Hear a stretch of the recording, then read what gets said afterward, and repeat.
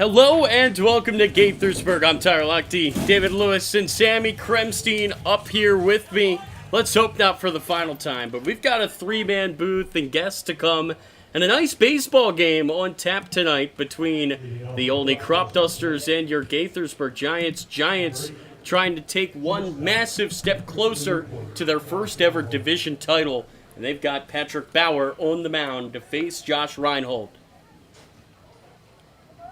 So Bauer all set to go, and the first pitch from the right, he fouled away for strike one. And this is a guy that, much like all three of us, was here last year, and he's looking for his breakout start, much like Nick Carl's had a few nights ago.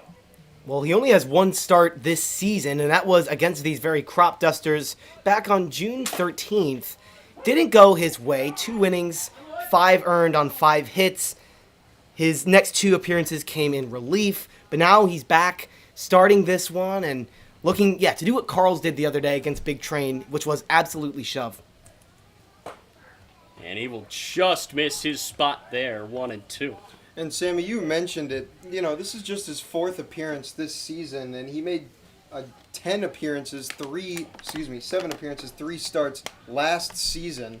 So for someone that has so much experience in this Cal Ripken League to have so few appearances as, a veteran guy is very interesting to see. And I think, with playoffs around the corner, it's another guy out of the bullpen that you could see, especially his last outing where he went 4 2/3. He will just miss there again, 2-2. Guys, this is a big game for Gaithersburg today. Obviously, the big one of the week was before the All-Star break against the Big Train, but this is another divisional team that if they get hot here coming up, the Giants could potentially lose the division. So this is really a chance. How to play that one goes. This is a chance for Gaithersburg to really put the division out of reach for these only Cropdusters and narrow things down to just that 2-man race. You're right, Sammy. A win tonight for the Giants would make it a 2-man race between the Giants and the Big Train. That would knock the Cropdusters out of division contention, so they need a win here tonight. Off speed will miss inside. I mean, they also need a win because the T-Bolts are right on their heels. And in fact, the last game that these Cropdusters played was not last night, even though they were scheduled to make up a game. It was just a few nights ago, 15-14 against the T-Bolts. A foul ball there, and Bauer really working for this first out. And that's what Josh Reinhold is going to do. Having a nice summer, cooling down a little bit as of late, 4 for his last 24, but this is a guy who won the Coast to Coast Conference Rookie of the Year back in 2023. Full count. Fouled away again. How about this AB for Josh Reinhold, the shortstop? He's not going down without a fight here. Yeah, it's a great way to set the tone for Reinhold. He's been a very good leadoff spot for these Cropdusters.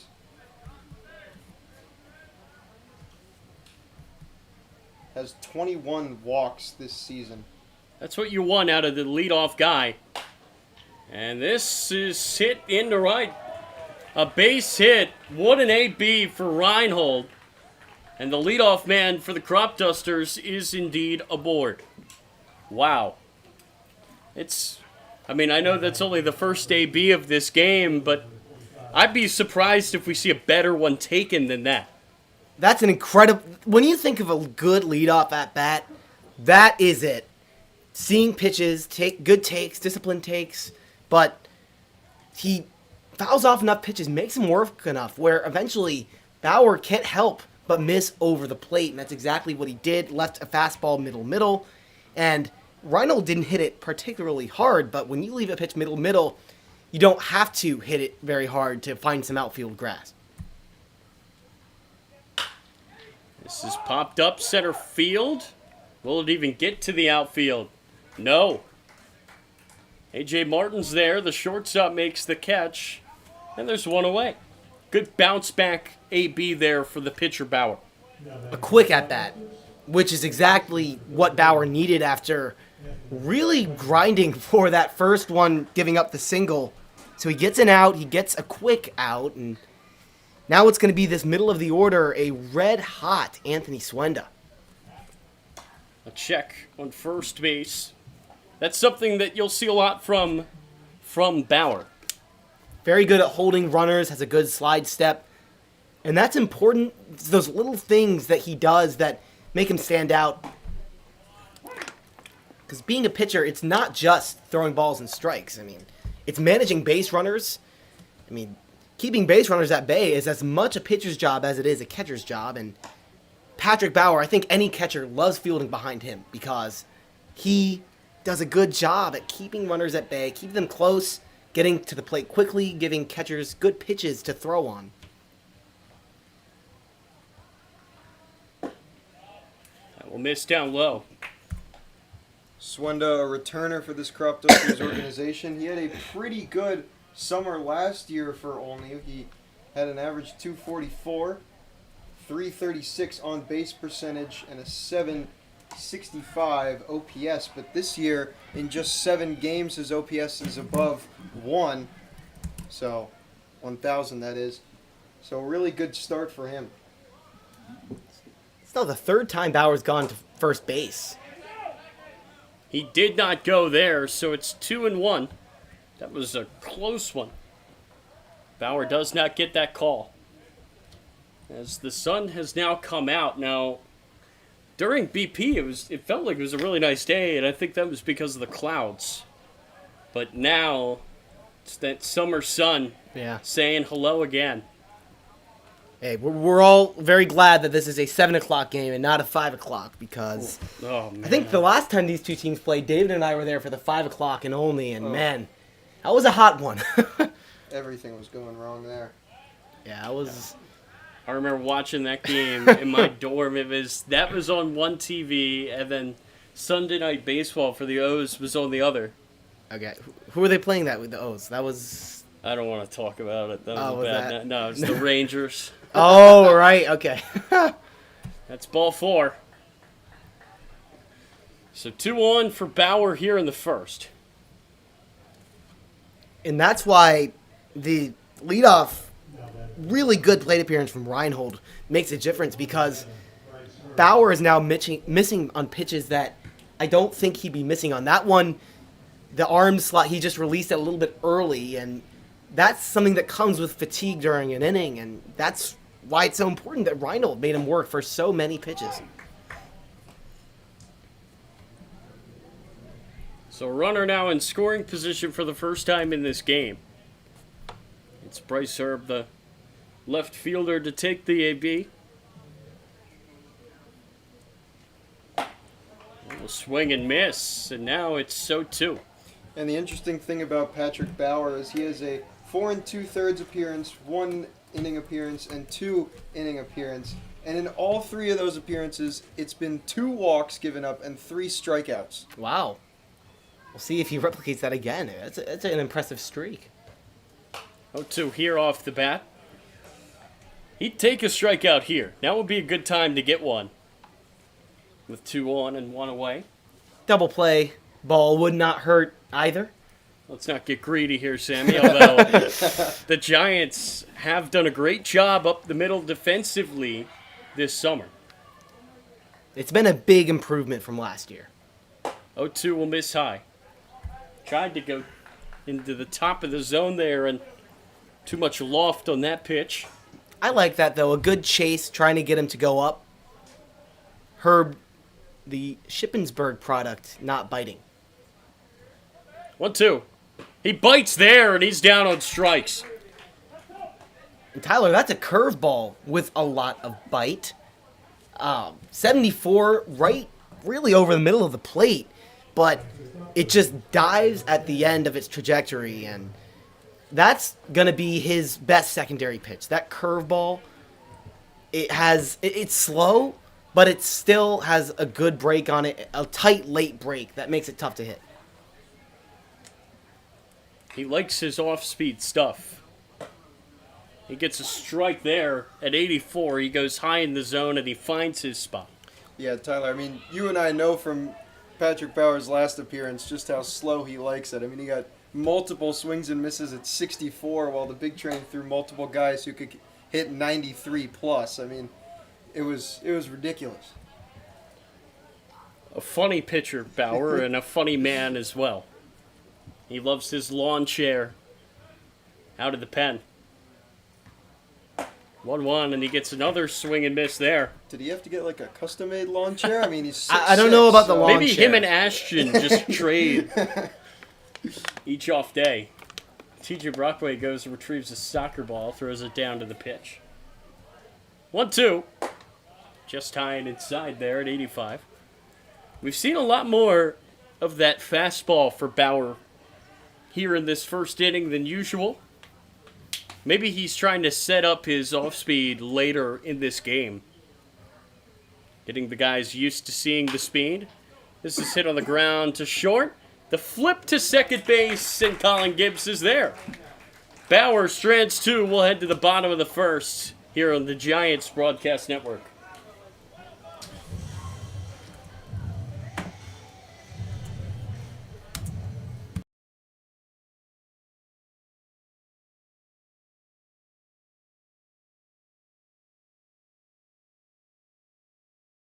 No.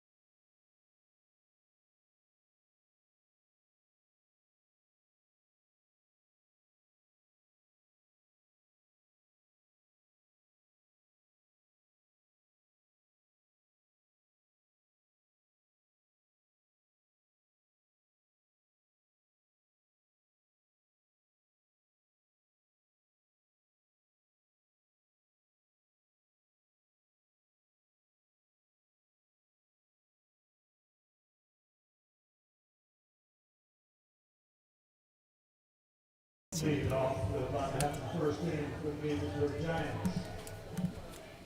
Shortstop, number 7, A.J. Martin. The Giants' OPS plus leader, A.J. Martin, will stand in. Talking to him before this game, he has that hit streak at 19. A bouncer fouled away here. I want to say it's at 20 because he got a hit in the All-Star game 2 nights Tuesday, ago. yeah. The record in this league is 24, and with a hit tonight, A.J. Martin would become just the second player in league history to have a regular season hit streak of 20 or more games. So that's what's on the line for him tonight.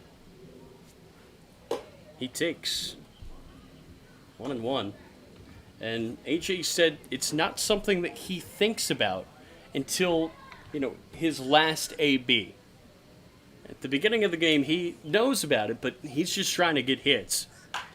And he will put that one foul. But And- he said, coming into this season, his longest hit streak was maybe 5.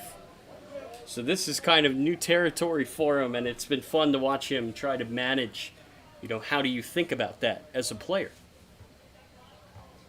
There's the 1-2 outside. And now he gets to try and prolong it from the leadoff spot where I don't remember him being. I mean, I know I missed the first part of the season, but I feel like this is one of his first games in the leadoff spot, if not his very first. Something that I really like to see for him. Yeah, he will get you hits, that's for sure. Bounce our way here. I really like an alternate between him and Brady Powell in that one spot. Two guys who give you hits. Also, two guys who like to swing early in the count. Two guys who are aggressive hitters, which sometimes you don't like in the leadoff spot. But honestly, I like it because this Giants team likes to jump on you, and why not just do it on the very first pitch like Morton and Powell really like to do? But now, of course, he's giving a really long at-bat as I say that, mirroring what Josh Reinhold did for the Cropdusters in the top of the first. Well, I mean, the pitcher on the mound for the Cropdusters, Michael Irby, is one of the best, most consistent pitchers in this Cal Ripken League. He's crossed 4. Sit hard to short. The throw across the diamond from Reinhold in time, and that quest to continue the hit streak will have to wait. Now it's going to be Robbins, who has basically been in that 2 spot for a few weeks. And he has been really good since they put him there in the lineup. Another all-star for the Giants.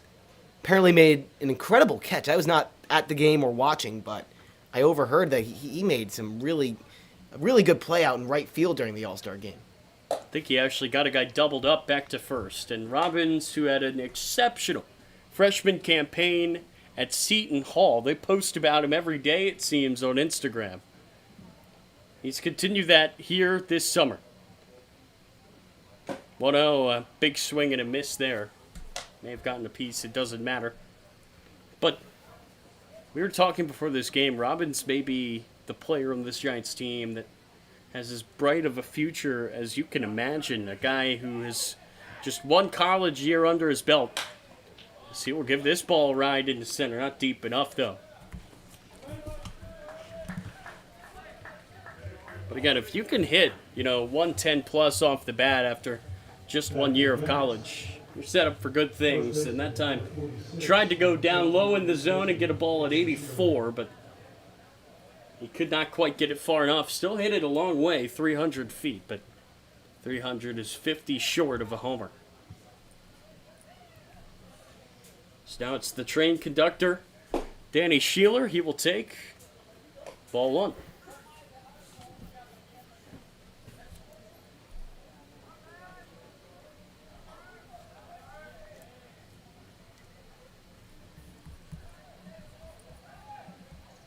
Sheeler takes a strike, just gets the inside black. Sheeler, his numbers in limited at bats because he missed a lot of time due to injury, but he's hitting .361 on the season, and he's continued to be really good since coming back from the injury. Swing and miss there, 1-2. Yeah, in his 2 games since returning, has hits in both of them, 3 RBIs in those 2 games. And I mean, as I mentioned before that, he was really leading this Giants team offensively. Well, there's a knock for him. Guides that one into right field. And there is Savannah Board here with 2 outs for Danny Wyatt. I like the back-to-back Dannies in the 3 and 4 hole for Gaithersburg tonight.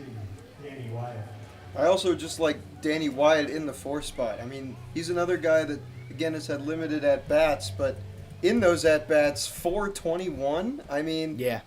he is really, really good.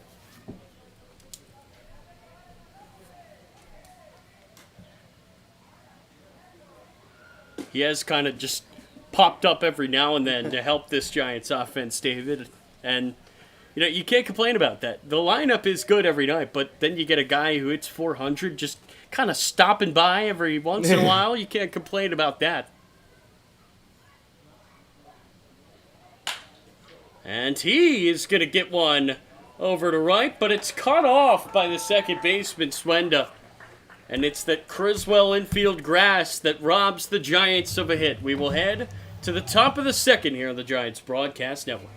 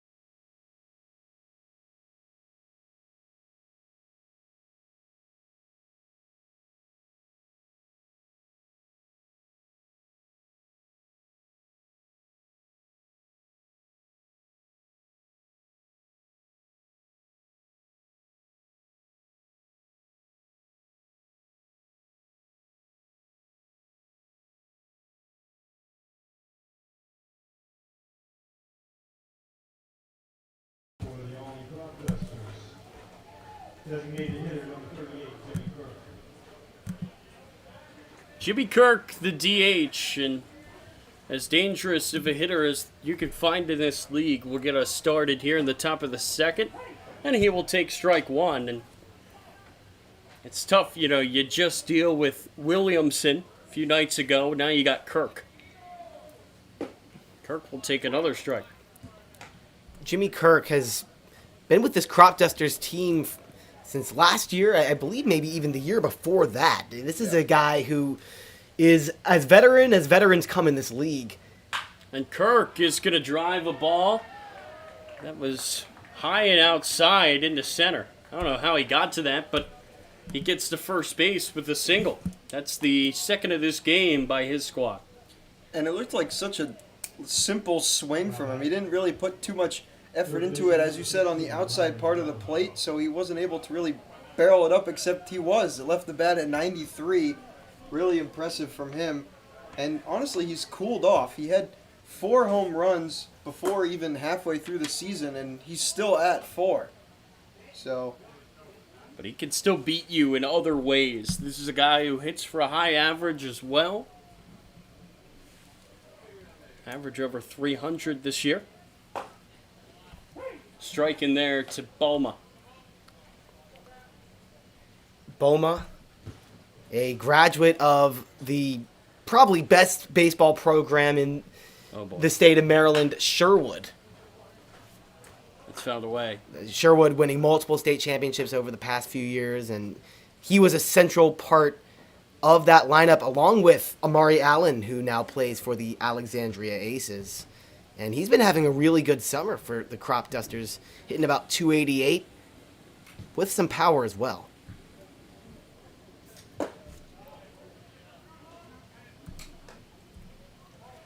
Train up 2-zip on the T-Bolts. I don't think the Giants can clinch the division tonight, even with a train loss and a win themselves. Back pick there. Good job by Sheeler to prevent that from getting into the outfield, but that is strike 3, and there's one away. Well, as you mentioned, Sheeler over there, he has made some really important plays at first base for Gaithersburg. And that's not a position you usually think of when you think of good defense, but he has certainly brought it in moments where the Gaithersburg Giants have needed it this summer. There's that curveball at 65 for strike 1. Griffin Puvel, the right fielder, will stand in now. Uval checks his swing. He could not hold up. And going back to that strikeout on Boma, I mean, for Bauer on the mound, that's got to feel good to strike out your fellow college teammate, both from Frostburg State. This is driven in the air, right field. No trouble for Aiden Robbins for out number 2.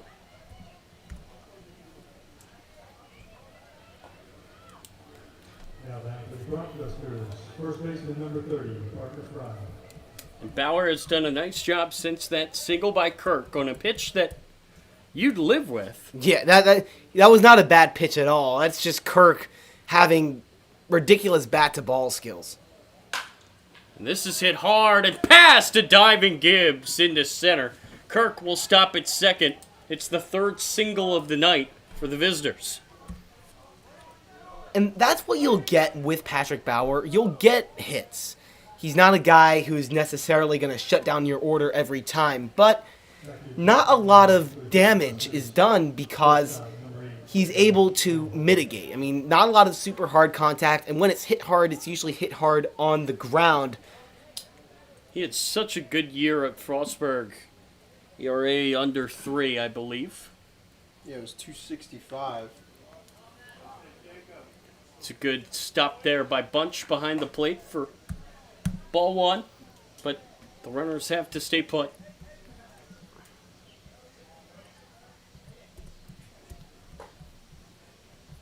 Kirk on second. Parker Fry on first for Josh Reinhold. Remember, he started off this game with a single. A single here could give his team the lead if it's hit to a good spot. Here's the 1-0 off the end of the bat and foul. And was not an easy AB for Reinhold, though, was it, Sammy? No, Reinhold saw, at least 7 or 8 pitches that at-bat. Had to foul off a few tough ones from Bauer and just did his job as the leadoff man. Made him work. Got his dugout to see some pitches. There's a strike from Bauer. Comes in at 66. And there's the big breaker that we love from Patrick Bauer. He seems to have 2 variations. One, I believe, a slider, and one, the curveball. That looks to be the curveball. Here's the 1-2. Upstairs. Yeah, and then he'll work that fastball in there as well that has some cut action. Subtle, but effective. One of my favorite pitches, the cutter. 2-2. Foul tipped, and Bunch cannot hang on. And it looks like Reinhold is ready to work another long AB.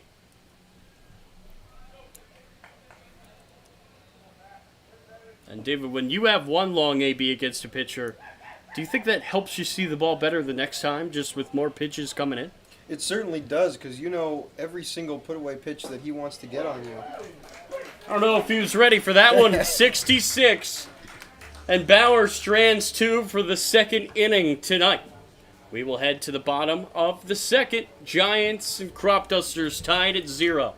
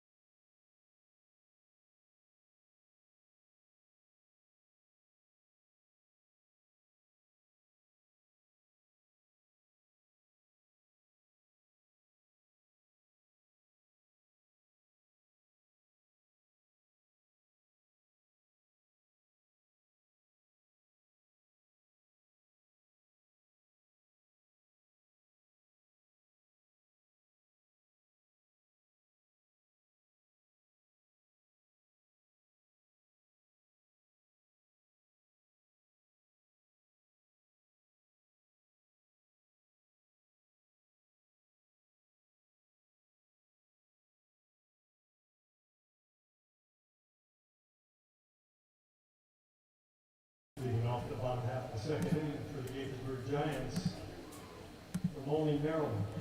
Designated hitter number 18, Casey Gibbs.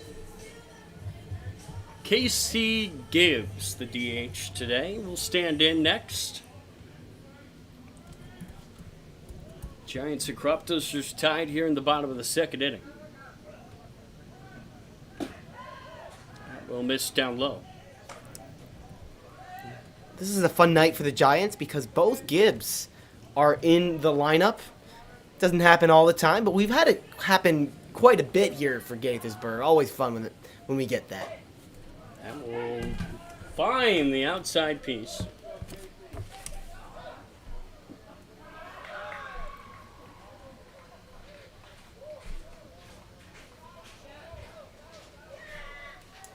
Here's the 1-1. Just clips the top of the zone there, and Gibbs is trying to figure out where was that pitch. And this is Gibbs' third time in the lineup against these Cropdusters, and it was that second time that he really broke out. He went 3 for 5 back on June 30th, scored a run, drove in another run, and he was hitting below 200 going into that game, and since then he's risen and now up to 321. He's had a good summer.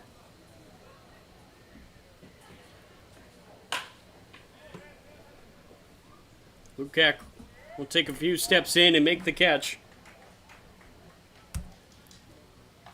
And it looked like Gibbs, cheating to the fastball that time, got out in front of a changeup. And that's what happens when you get out in front. You kind of just lazily loft one into the outfield. Not a terrible piece, but with 2 strikes, it was clear that he wanted a fastball, got something else, and got fooled. So now it's Jaden Brown.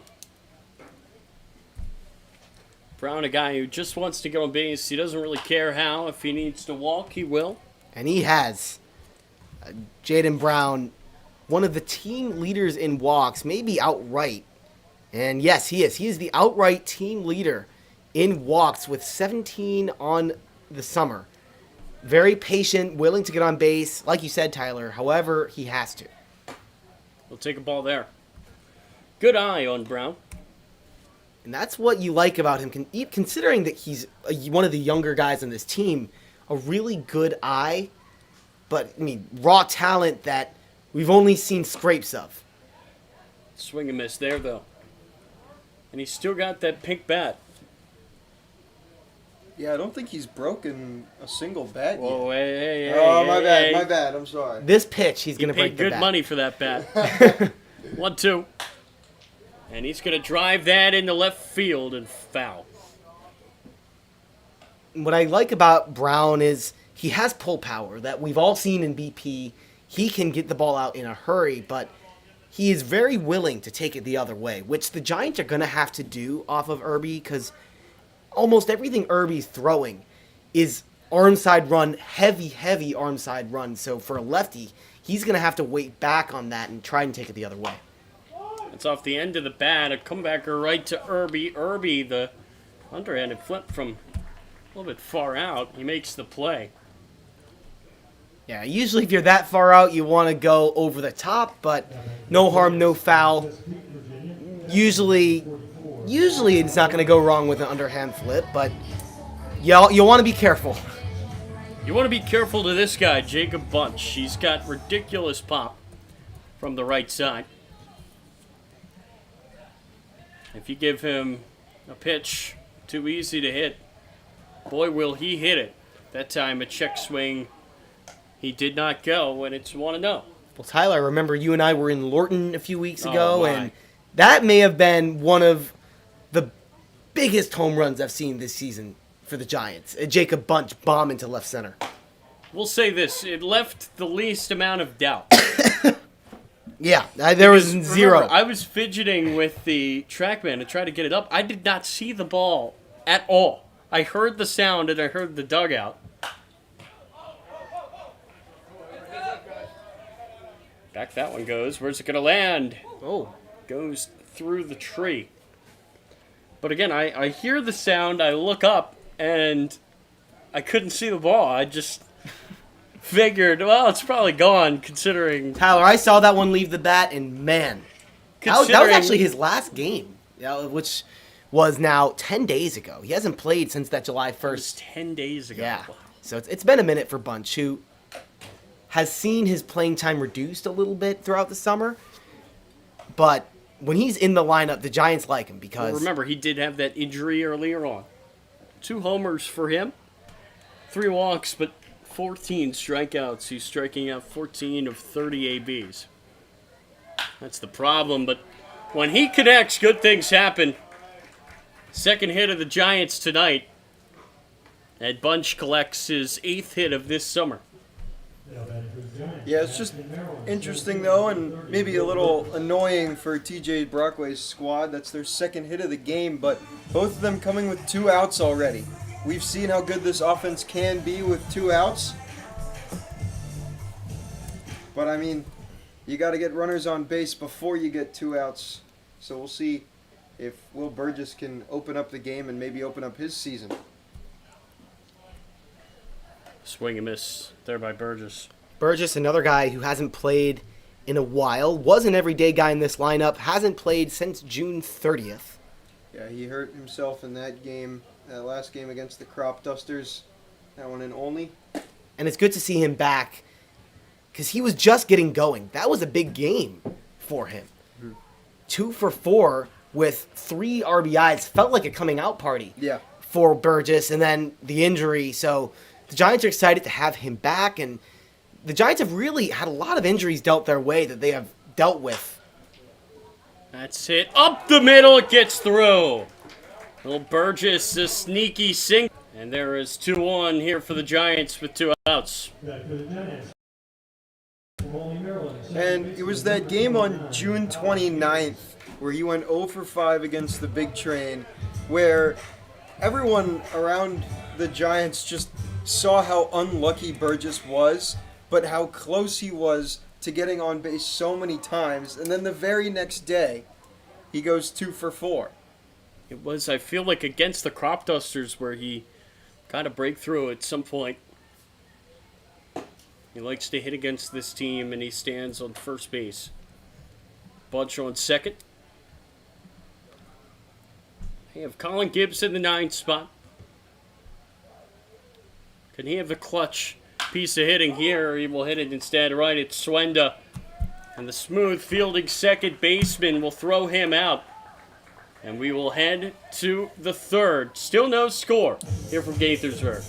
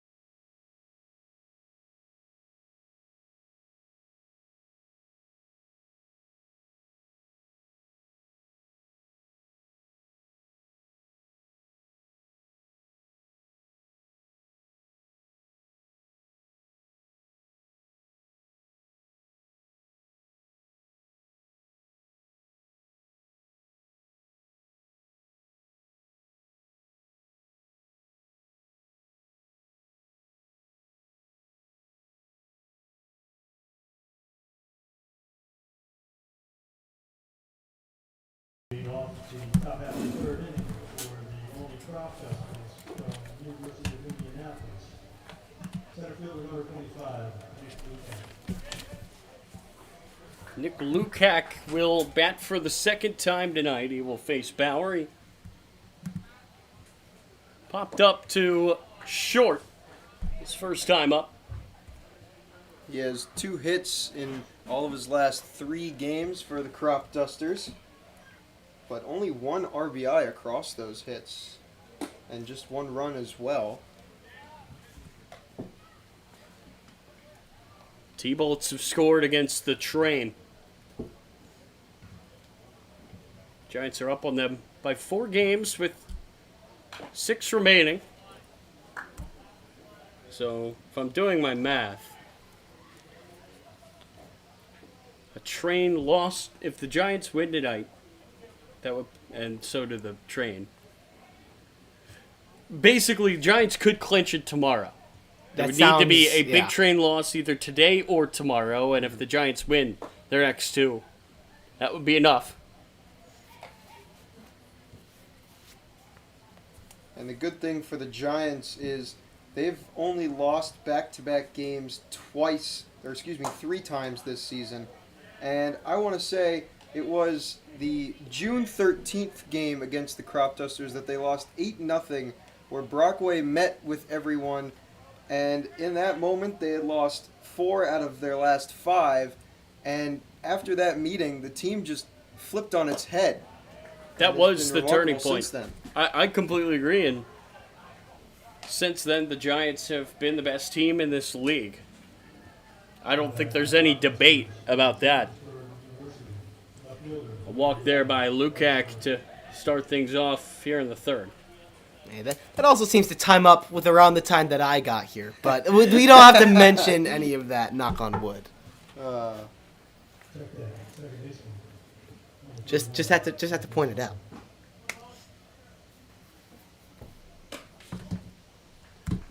Shout out to our GM Matt Kangas. Is he in Europe yet, or? Yes, I believe he is. All right. Watching from abroad. He's got appears. gummy bears with him as he watches the game. That doesn't surprise me. That ball is hit well in the air, left center field, and it is off the wall. Lukac is going to be sent home. The throw home, it's going to be close, and Martin could not hit the target. Scoring is Lukac, and it is an RBI double for Anthony Swenda. What a great piece of hitting that is. 96 off the bat, off the wall. And that's what Swenda has been doing ever since he arrived this summer. Played for the team last year as well, as you mentioned, David, earlier. But he has just been blazing hot this summer. I mean, now batting above 308, which is where he was coming into this game. That's actually his first double, although 3 home runs, and that's in less than 30 at-bats. So this is a guy coming here with some power who is really trying to get this Cropdusters team going because they've been cold. It was also the first extra base hit of the game, that double off the wall. And just as I was going to mention, Patrick Bauer, first inning 26 pitches, second inning 17 pitches, giving up a leadoff walk and then a massive double. It's not how you would want to start your third inning of work.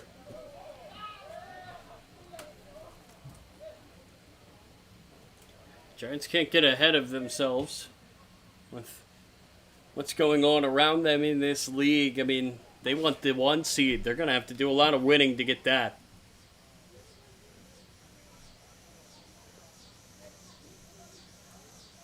Here's the 0-2. Bouncer. Gibbs will field the bounce cleanly and throw out her. But that moves the runner over. Now a sac fly could make it 2-zip. And it didn't look like much, but that's a really good job by Colin Gibbs to field that hop and, settle yourself down and make sure that you have enough time to make that throw. Quinn Ahern, his sister, a legend for Maryland women's lacrosse, Shay Ahern. Few won draws as often as she did, especially against Syracuse. Oh, God. Northwestern got the better of us many a time, though. Northwestern women's lacrosse does not mess around. No, they don't. Except in the championship game this year, where we unfortunately Or when did you not blew it win. 2 years ago. Oh, This that is comes also in true. and hits a herd. He does nothing to get out of the way of that. But that does open up the opportunity for a double play. However, with Jimmy Kirk standing in. Yeah, that's not who you want coming up in a situation like this if you're Patrick Bauer. Kirk willed his way to a hit last time on a pitch that was so far outside it was almost a ball.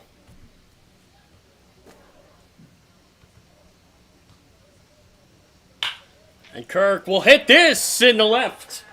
And that is going to score another run. 2-0 to the Cropdusters.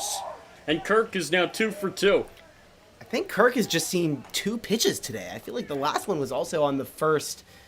Correct me if I'm wrong. It was the third pitch. Third pitch. But all of them have been strikes except for that one, according to the TrackMan. And now Vinny Capoza's going to go out and have a word. It's a 2-0 ball game here in the top of the third.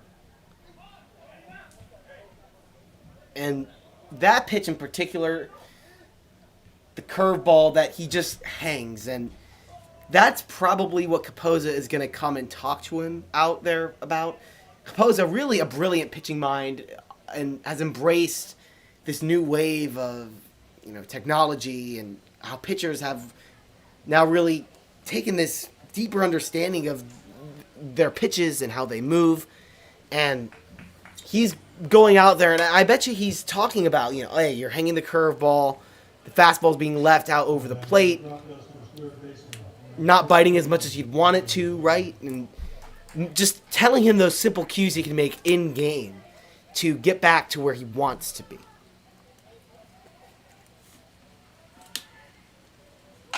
Now a comebacker, Bauer, looking for a double play, and he overthrows Martin at short. Another run in for the Cropdusters. That was a ball that could have gotten Bauer out of this inning, and instead, it's another run on the board. That's a tough play to make, especially he fields that one on the mound and is almost throwing uphill to get it to second base. When your feet aren't on an even surface, it's tough to make an accurate throw, and that one flies into center. This one popped up and out of play. Yeah, and I was going to say before that pitch, the key is going to be about stopping the bleeding. Just the last time these Cropdusters were out, they had a 4-run inning and a 6-run inning. They ended up losing the game 15-14 to the T-Bolts. But, some monstrous innings from this offense. And we'll find the zone. And that's something that Cropdusters fans just are frustrated about because there's so much talent here. Mm-hmm. Guys who are at the top of their game, the D2 level, the JUCO level, and a lot of D1 dudes that just haven't found the formula yet for this season. This is one of the more talented teams on paper in the league, and they have definitely underperformed in this league. And I think the talent, you can see it in these big monstrous innings like you were talking about, David, when they just randomly, put up, 3-spot, 4-spot, whatever it is. You could see that, these are bats that pitchers really have to pitch to.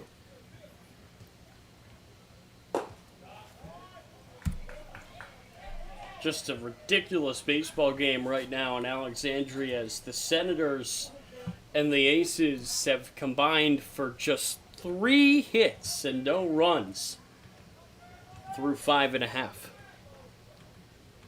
1-2 swing and miss for out number 2. Much needed as he gets his fastball working there once again up in the zone. And a little more signs of life on the fastball. He was losing a bit of the velo on it. Signs of maybe some early fatigue. He's thrown a lot of pitches and it's a hot day, right?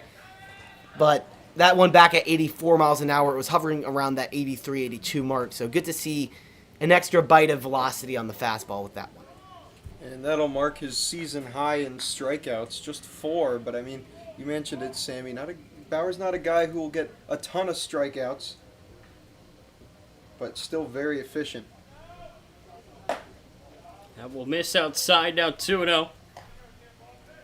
3-0 ball game here in Gaithersburg.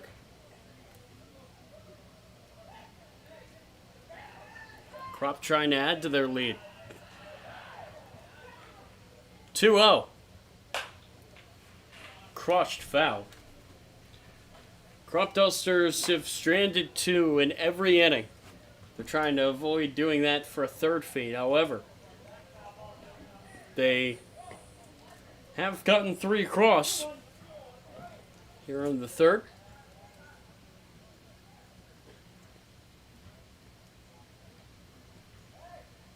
Bauer staring down Puvel here. Shook off 2 signs from his catcher. Or excuse me, Fry. There is strike 2.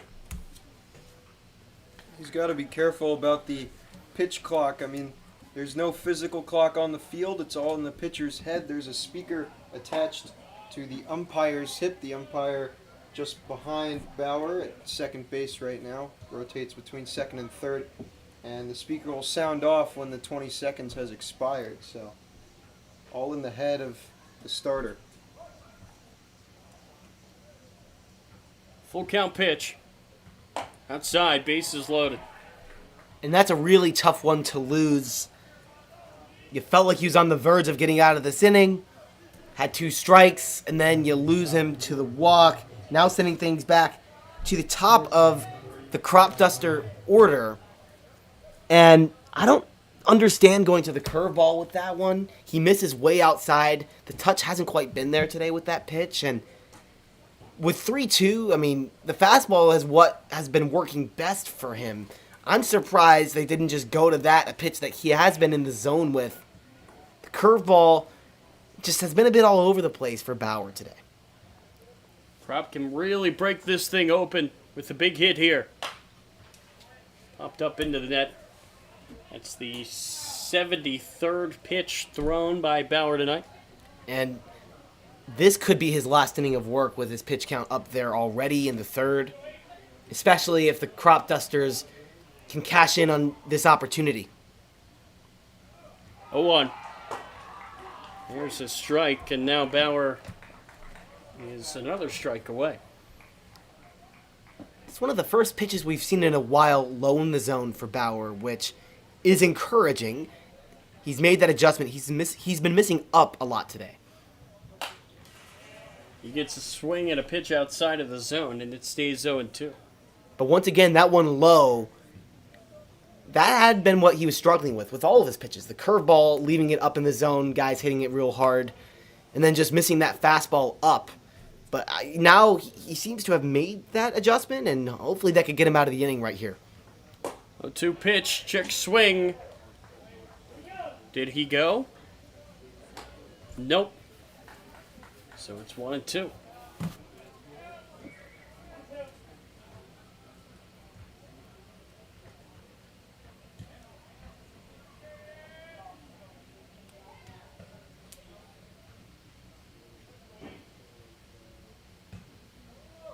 One, two, swing and miss, and Bauer will leave them loaded, but not before the Cropdusters get 3 on the board.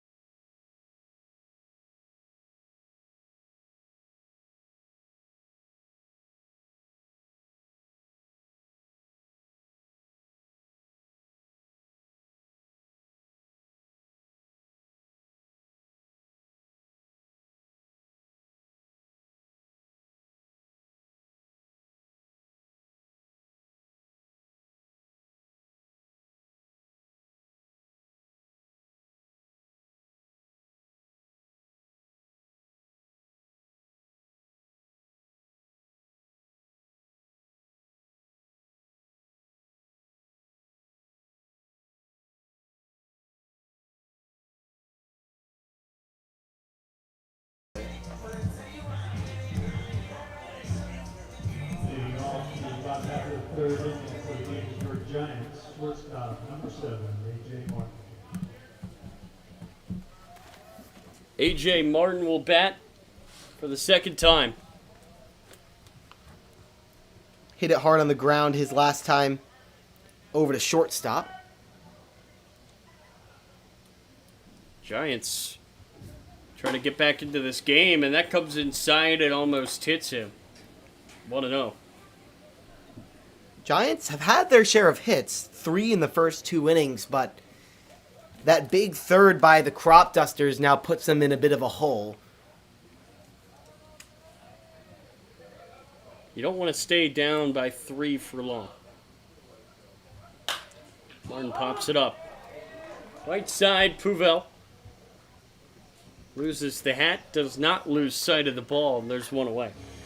Well, manager TJ Brockway really preaches to these guys, win the inning. You know, if you can win every inning, you can win the baseball game, and that becomes especially important when the Giants allow 3 runs like they just did, as now the goal becomes, all right, get 3 runs back, maybe even a 4th so you can win the inning and get going. And it's been effective for them, as throughout the season the Giants have been very good at responding when teams get on them. They will really need that tonight.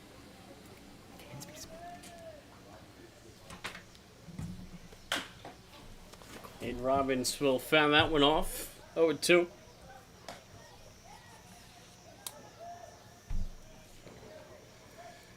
Great night for Sammy Krimstein.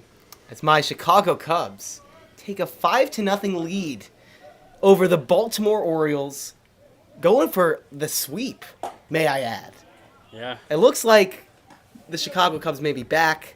World And Series I'm sure there's some favorites. Orioles fans listening, right? But, I mean, getting swept by the Cubs, quite rough. I'm a very happy man, like you said, Tyler. And, I mean, the Giants, that's the only thing that can make my night better. Robbins sends one the other way, and it is off the wall. Into second base goes Aiden Robbins, and now he's going to head for third. And he's in there. Aiden Robbins goes the other way on the ball and is now 90 feet away. The spark the Giants needed, courtesy of the tribal chief. That was just heads-up baseball. The ball caromed off his leg as he went into second base, and he knew that the third baseman over there, Boma, had to go get the ball, so there would be no one covering third, and it's another free 90 feet for Aiden Robbins. 95 miles an hour. And now Sheeler pops it up.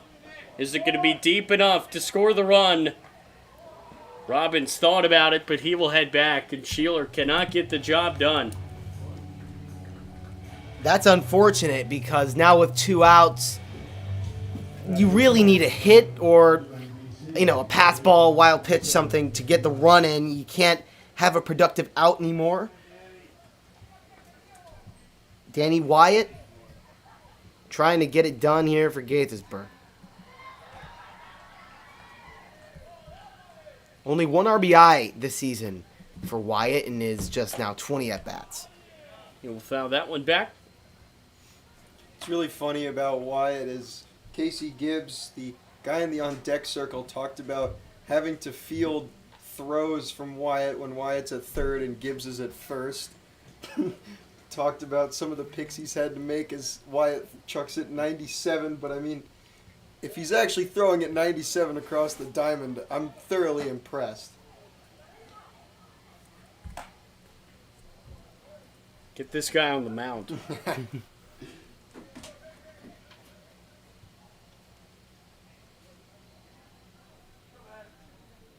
Here's the 1-1 incoming. Outside.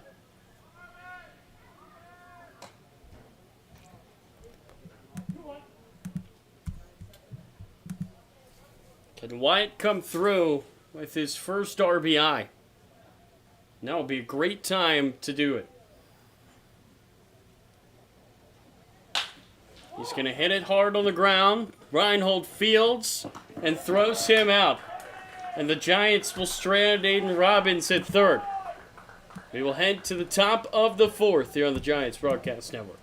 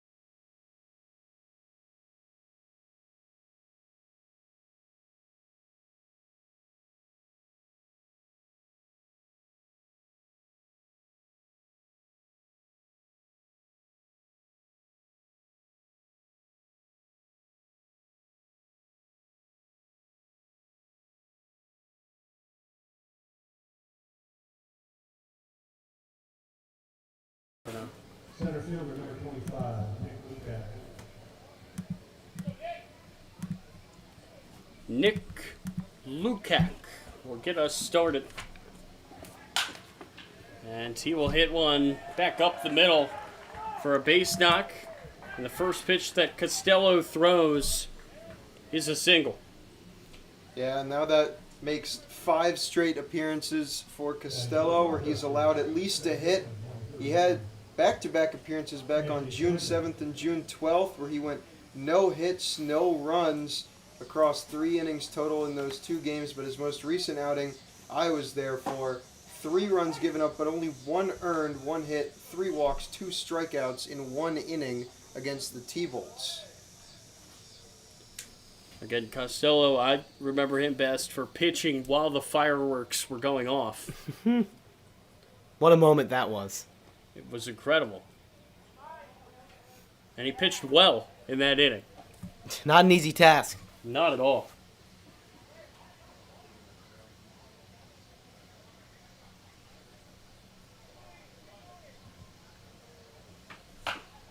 That's found a way. And if you're Costello right now, your job, keep this game 3-0. Yeah, and Costello, he's done a good job in most of his outings at limiting damage. Just a few where the runs really got to him. So, open to make today one of the good ones, of course. Yeah, and with that Lukac base knock to start the inning, his whip now sitting at just about around 2 flat. Bunch thought about the throw down. Swenda at the plate. He mashed a double his last time and ended up scoring a run. And he checks his swing out of play here. It's tough to see these numbers. I do not like these Cropdusters jerseys where anything where the number is the same color as the rest of the jersey, gross.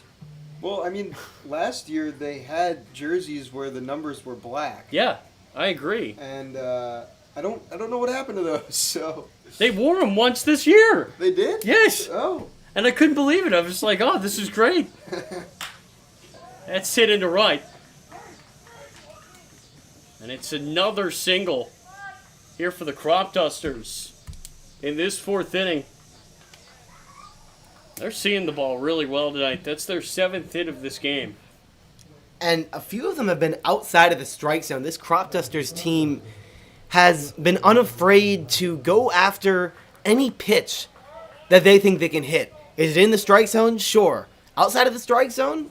All right, no problem. That pitch, a few inches away, a slider, still gets a piece, still gets it down for a base hit. Trying to bunt is Bryce Herb.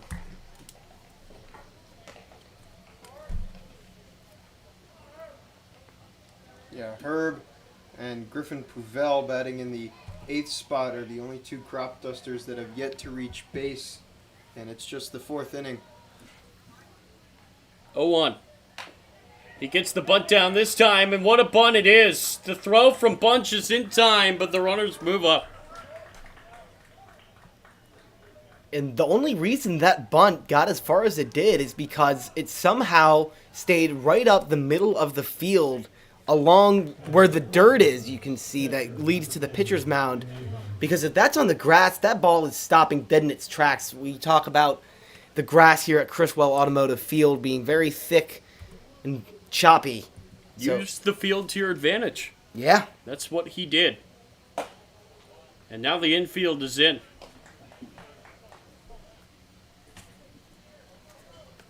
If you're going to have your infield in, this is the park to do it. With the grass that slows the ball down so much. And a swing and miss there by Ahern makes it 0-2.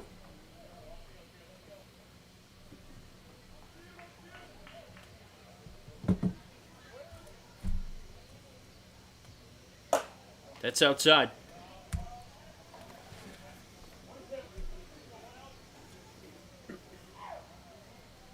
Can Costello find a way out of this mess? That ball is hit high in the air. Left center field, and it's out! A 3-run blast for Ahern. Breaks this game wide open. 6-0 Cropdusters.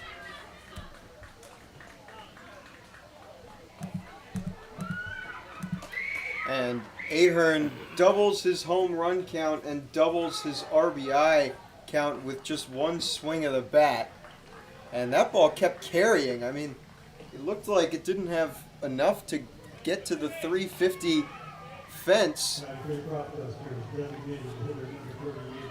379 feet, 97 miles an hour on that pitch left middle by Mike Costello. And then you got Jimmy Kirk coming up. That doesn't make you feel any better, although, wow, that was swing and a miss there.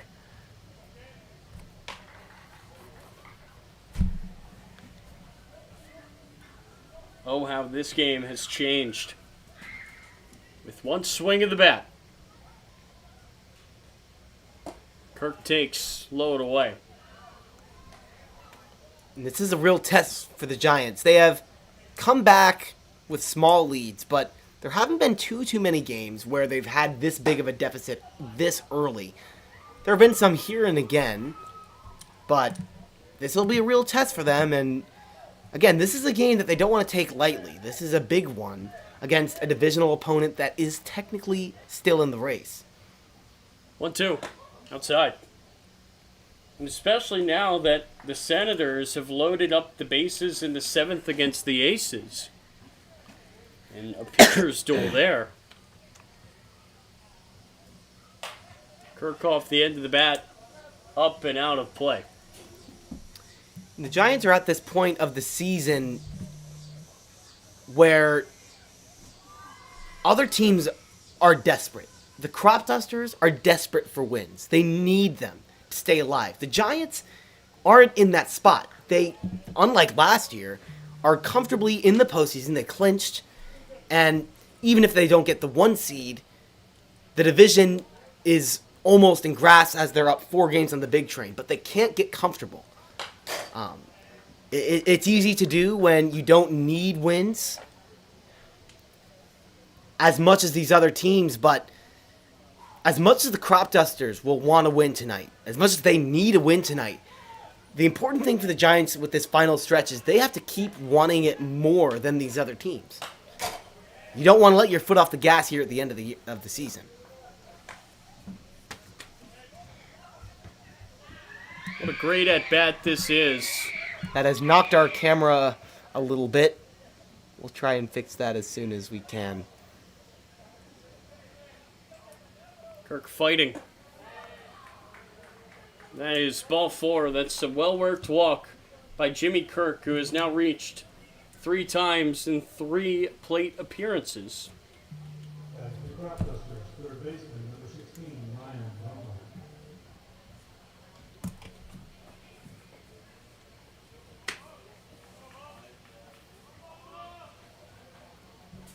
The Cubs extend their lead to 6-0. So if we have any Cubs fans listening aboard here, well, at least there's one team winning tonight. Oh, the Mariners will win. They're playing the Angels. Boma swing and miss there.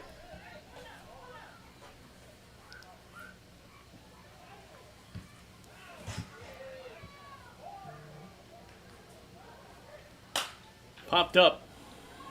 Right side.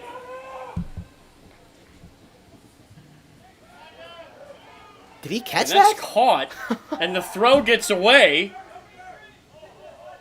Again, I can't see down that line.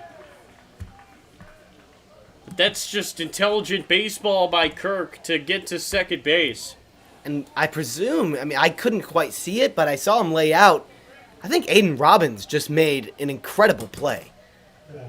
As good as he's been with the bat, right? Aiden Robbins has been awesome in the field. A great arm over there, and diving, laying out on every play he gets the chance to, right? And then on the base paths, always taking the extra base. Aiden Robbins has just been unreal, and there's another example of it. The runner moves up, but a great catch that I wish we had a better angle of here in the broadcast booth. And things have gone from bad to worse for Gaithersburg as the Senators loaded the bases with nobody out and did not score. A double play, including an out at home, and then a putout. Wow.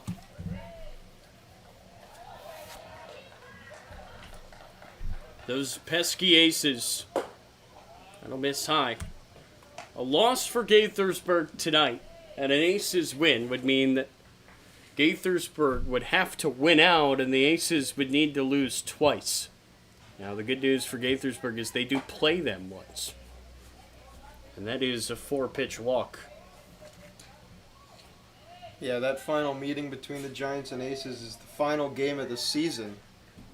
So how about that for drama? But in order to keep up with the Aces, the Giants have to find a way out of this inning, in which the Cropdusters have already scored 3.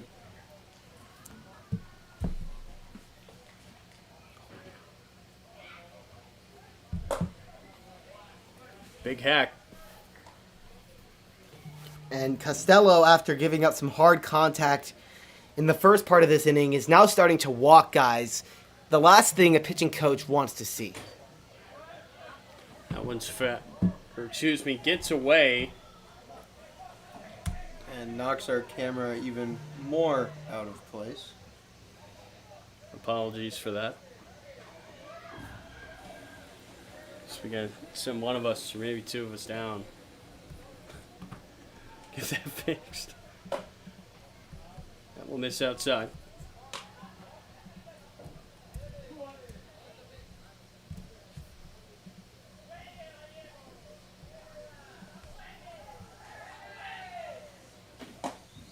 Another ball. 3-1 now. Well, the Giants have not had many games like this year. It seems like they're always in it.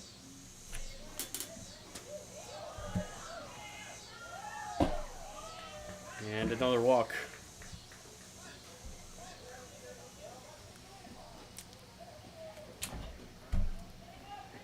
So Bunch is going to go out there and have a conversation with Costello. Yeah, Tyler, you're right. the Giants always feel like they're in games no matter what. Their offense has failed to score 3 runs only twice. That was 8-0 to these Cropdusters and 8-1 against the Braves just a week and a half ago. But I mean, that is very impressive to have that consist of an offense to at least get 3 runs, if not more. Back to the top of the order for the Cropdusters. Shortstop, number 8, Josh Reinhold. So back to the top of the order as yet another crop duster reaches base in this inning. Popped up and fell.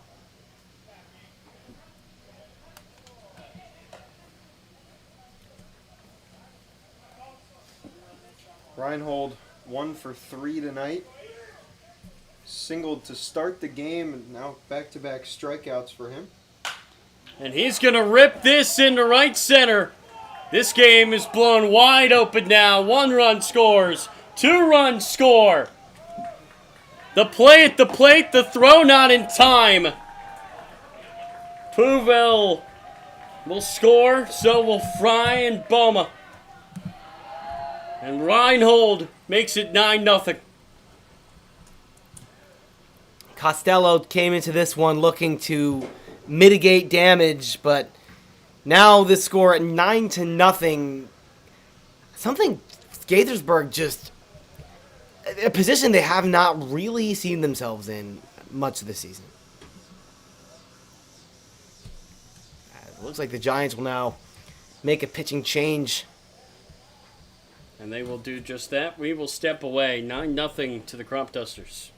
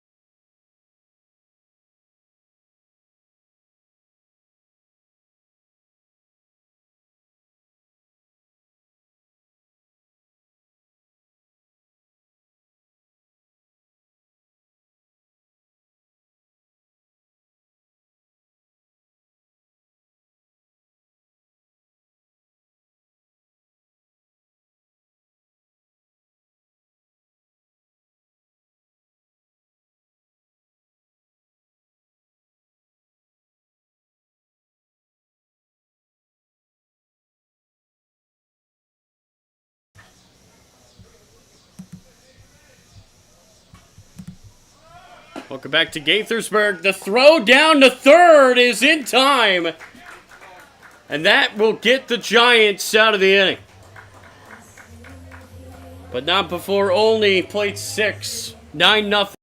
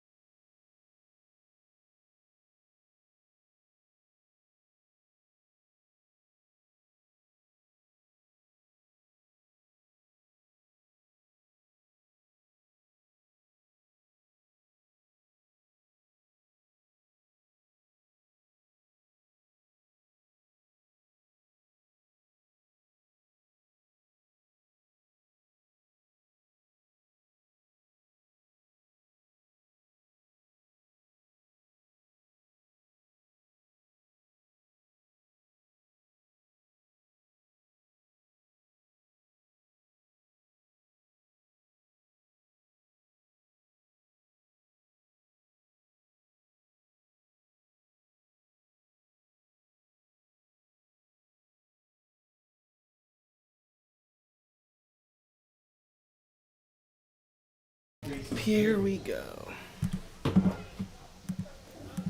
Casey Gibbs will stand in. Lochte, Krimstein, Lewis up here in the booth.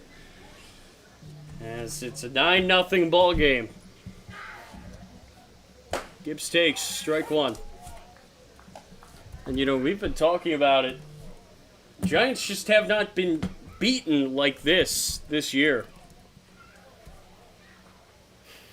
Just has not happened. And the Aces, of course, have taken the lead 2-0. As the Cropdusters color commentator Jack Feldman texts me, "Great game!" exclamation mark. I'm sure I'm going to get something from both of my fellow Orangemen, Jish Sokolsky and Jack Feldman. Ethan Plyler with the big-time homer to give the Aces the lead. If they can hang on, they would be essentially 2 games up on the Giants.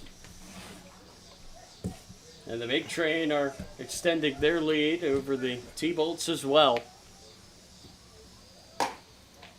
3-1 that score. But T-Bolts do have the bases loaded. See if they can find a way. Come on, Josh Sabater. Gibbs hits that hard, but foul. Well, I think the biggest discrepancy tonight, at least, has been just the approach from the Giants. They have one at-bat where a batter has seen 6 pitches, and that was A.J. Martin. The first at bat of the game, I believe, yeah. The Cropdusters have 5 of those at-bats, and a lot of those at-bats have seen more than those 6 pitches. That's a really good point. And there's being aggressive. The Giants have been aggressive all year long. Is a good thing. You want to be aggressive. You want to get to pitchers early in the count. That is just a universal truth of hitting. But I think there is aggressive and there is impatient. Mm-hmm. And it's a fine line that some nights it could be the same approach seen as 2 different things depending on the results. So that's hit hard to first again. Parker Fry the toss. Irby covers 2 outs. But I mean, there's a perfect example because that's the first pitch to Brown, and one that's not a terrible one to swing at, but is it his pitch? Is it that middle that you know you're going to hit hard as a base hit? No, it's not. That's a pitch that is low in the strike zone on our TrackMan on that lower line of the strike zone box. So is that the pitch you want to be swinging at first pitch? Probably not. First pitch swinging is Bunch. He'll hit it to short. Reinhold throws, and that's a real quick inning for Irby. And we will step away.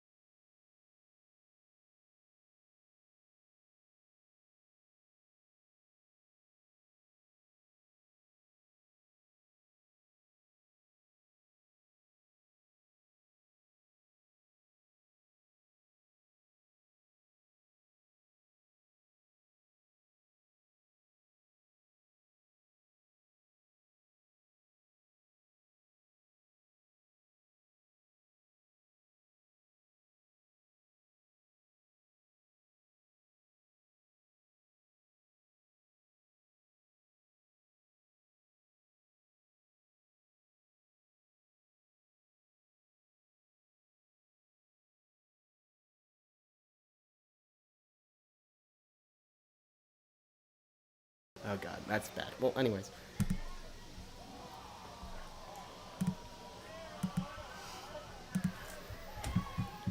Welcome back. Tyler Lochte, Sammy Krimstein, and David Lewis. Cody Sharman on the mound. Look, again, it's just fitting that it might be the last time that it's all three of us up here together. And it's a blowout, something that we endured so much last year. It just has not happened this year. It is the 5th inning. There's plenty of time.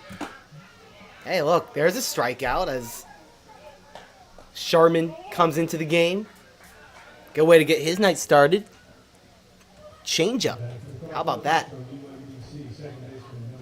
And at this point, you're looking for little wins because about everything has gone against the way of the Giants tonight. And Sharman, one of those guys that has gotten better and better as the season's progressed. His first outing was 2 innings against the Senators back on June 9th. Gave up 3 runs, all earned, 4 hits across 10 batters faced. But in his most recent outing against the Senators, 1 inning, no earned runs, 1 hit across 4 batters faced. So, I mean, it's just rapid development, and once again, he has 0-2 on Swenda.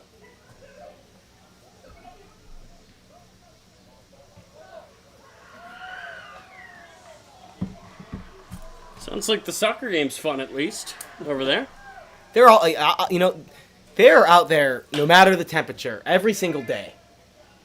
This is popped way up and into the glove of Brown.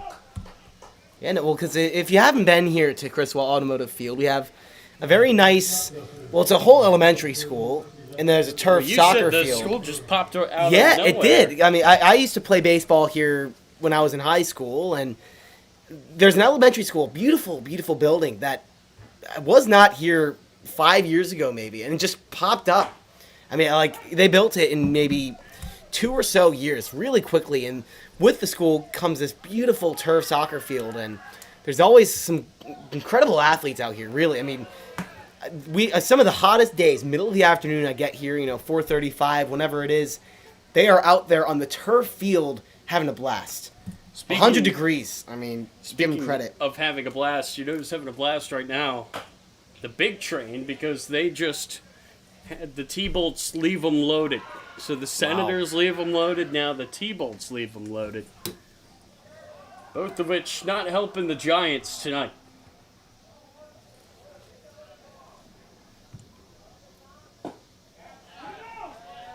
Ooh. And that is Sharman's first ball of this outing. He's been a machine. Ooh! What was his first? He threw 1 pitch last inning. Oh, That was a ball. okay. But it got an out. It got an out on a caught steal. And there's ball 2. My bad. Just fixing the camera with Sammy. Yes. Yes, we I were could see you guys down on the ladder. See, I wish we had the wider camera so you could see Yeah. us working hard on the ladder. It was funny. Earlier we tonight, oh God.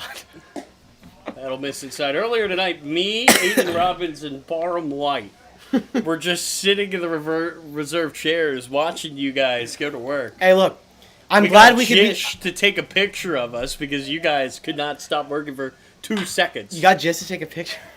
And he did. Wyatt across gets away from Sheeler. And there's those Wyatt throws that you were talking about. Yeah, I mean, Casey Gibbs said it in a joking manner, and obviously, Wyatt has a heck of an arm, but that one, he just sent straight at the ground at Sheeler, and as a first baseman, that's kind of a death sentence right there. I mean, Well, that's hard one that's like right at the throw, ankles. Yeah, right at the ankles. It's tough to judge, Yeah. and it's tough to adjust to, and unfortunately, it won't end the inning for Cody Sharman. This could end the inning. Martin, simple flip, that does the job. That's an exceptional inning for Cody Sharman. Exactly what the Giants needed at this point in the game.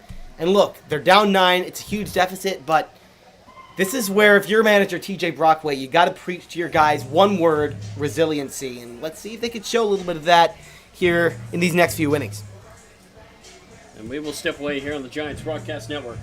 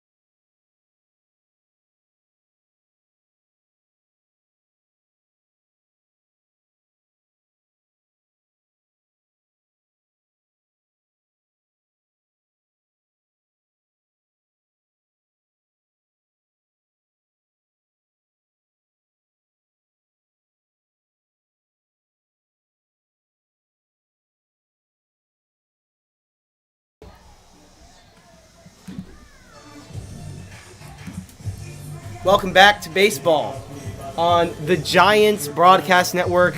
I'm Sammy Krimstein. To my left is David Lewis. Tyler Lochte is plugging in something over here. Gotta charge up my laptop He's got to charge the laptop, of course. so we can check the other scores. Burgess, he did go. Strike one. Burgess, this is just his second time up. He singled his first time up. I mean, these Cropdusters hitters have like 4 or 5 at-bats almost at this point. Yeah. Burgess gets a nice piece, but it's right at Puvel. What in the world is going on in that soccer field? We may have to point our camera over there because I think we have a classic going on that soccer field over there. Just by the reactions. Aces lead 2-0. Bethesda leads 3-1. Giants down 9-0 as Colin Gibbs stands in. You know, Tyler, earlier I was going to say just do a healthy amount of scoreboard watching. But it's not nothing here in Gaithersburg, so hopefully the Giants can chip away here. Halfway through this game is the second to last home game. Last one will be tomorrow night against the T-Bolts. Oh, wow. Which I guess this will likely be my last regular season home game here. I mean, We will be What would back be? for playoffs. Today is your last here. Yeah. Barring some weird circumstances going on, probably would be my last one. Yeah. Train have scored. They loaded the bases and actually got the job done. 4-1. Can't be that hard, is it? 2-2. Gibbs to first. It gets through. Fry. Let's see how they score. Oh, it's a very generous hit. Hey, Gibbs will take it. He's been swinging a pretty hot bat lately. Give him credit. He's now got that average well over 300. Senators have scored. And on that base knock there, we'll call it a base knock because that's how it's scored for Colin Gibbs. I want to say that Parker Fry being 6'5" worked to his disadvantage. Yeah, I'd agree with that. Martin. He's going to hit that down the line. That's a fair ball. And Gibbs can run. But he will stop at third. Into second goes A.J. Martin, who becomes just the second player in the history of the Cal Ripken League to have a hit streak of at least 20 games. He's automatic. I've watched a lot of baseball, a lot of levels, and throughout my life, and I just haven't seen a lot like this. I mean, a 20-game hit streak? Are you kidding me? That's just another level of every single day. Robbins to short. There's an RBI ground out, and the Giants are on the board. And it's only one run. It is a slight divot into the Giants' deficit that they have to get here. But it feels good that they're not just, bowing down to the Cropdusters. They're putting some good at-bats together still, hitting the ball hard, and if you're going to come back in this, which that sounds like a tall task, but if you are going to come back in this game, which I'm sure the Giants would love to do, it's got to be one run, one pitch at a time. Drew Holland will stand in. I don't know what position he's going to play. He will swing and miss there. He's a corner. Can he play first? Yeah, Yes. he's a Okay. mainly corner infielder. He's played both first and third already. He's flashed the leather this Yeah. season in the small amount of time we've seen him. Senators have tied the Aces. 2-2. Wow. Loaded up the bases and got a hit. Tyler Lochte, #1 Senators fan.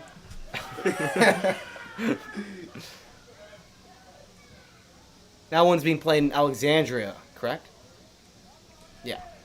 Okay, that was a Frank fan. Yep. How did they get the run? And Andrew It Holland was on a single yes to in his- Shazo. in his debut, it is just his second at bat as a Giant, cranked a home run here at Criswell Automotive. And he strikes out looking here, but the Giants get one. We will step away.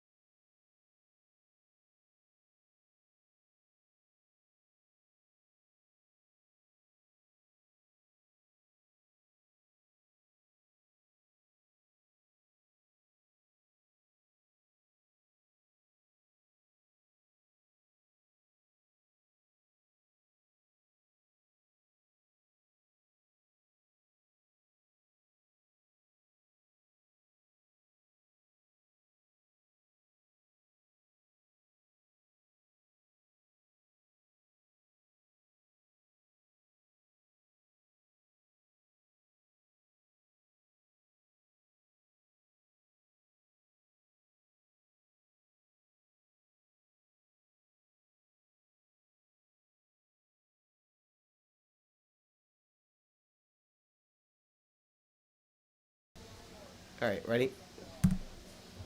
Leading off for Cropdusters, designated hitter number 38, Jimmy Kirk. Jimmy Kirk will stand in for the third time tonight. He has reached on all other occasions. He will take that pitch outside.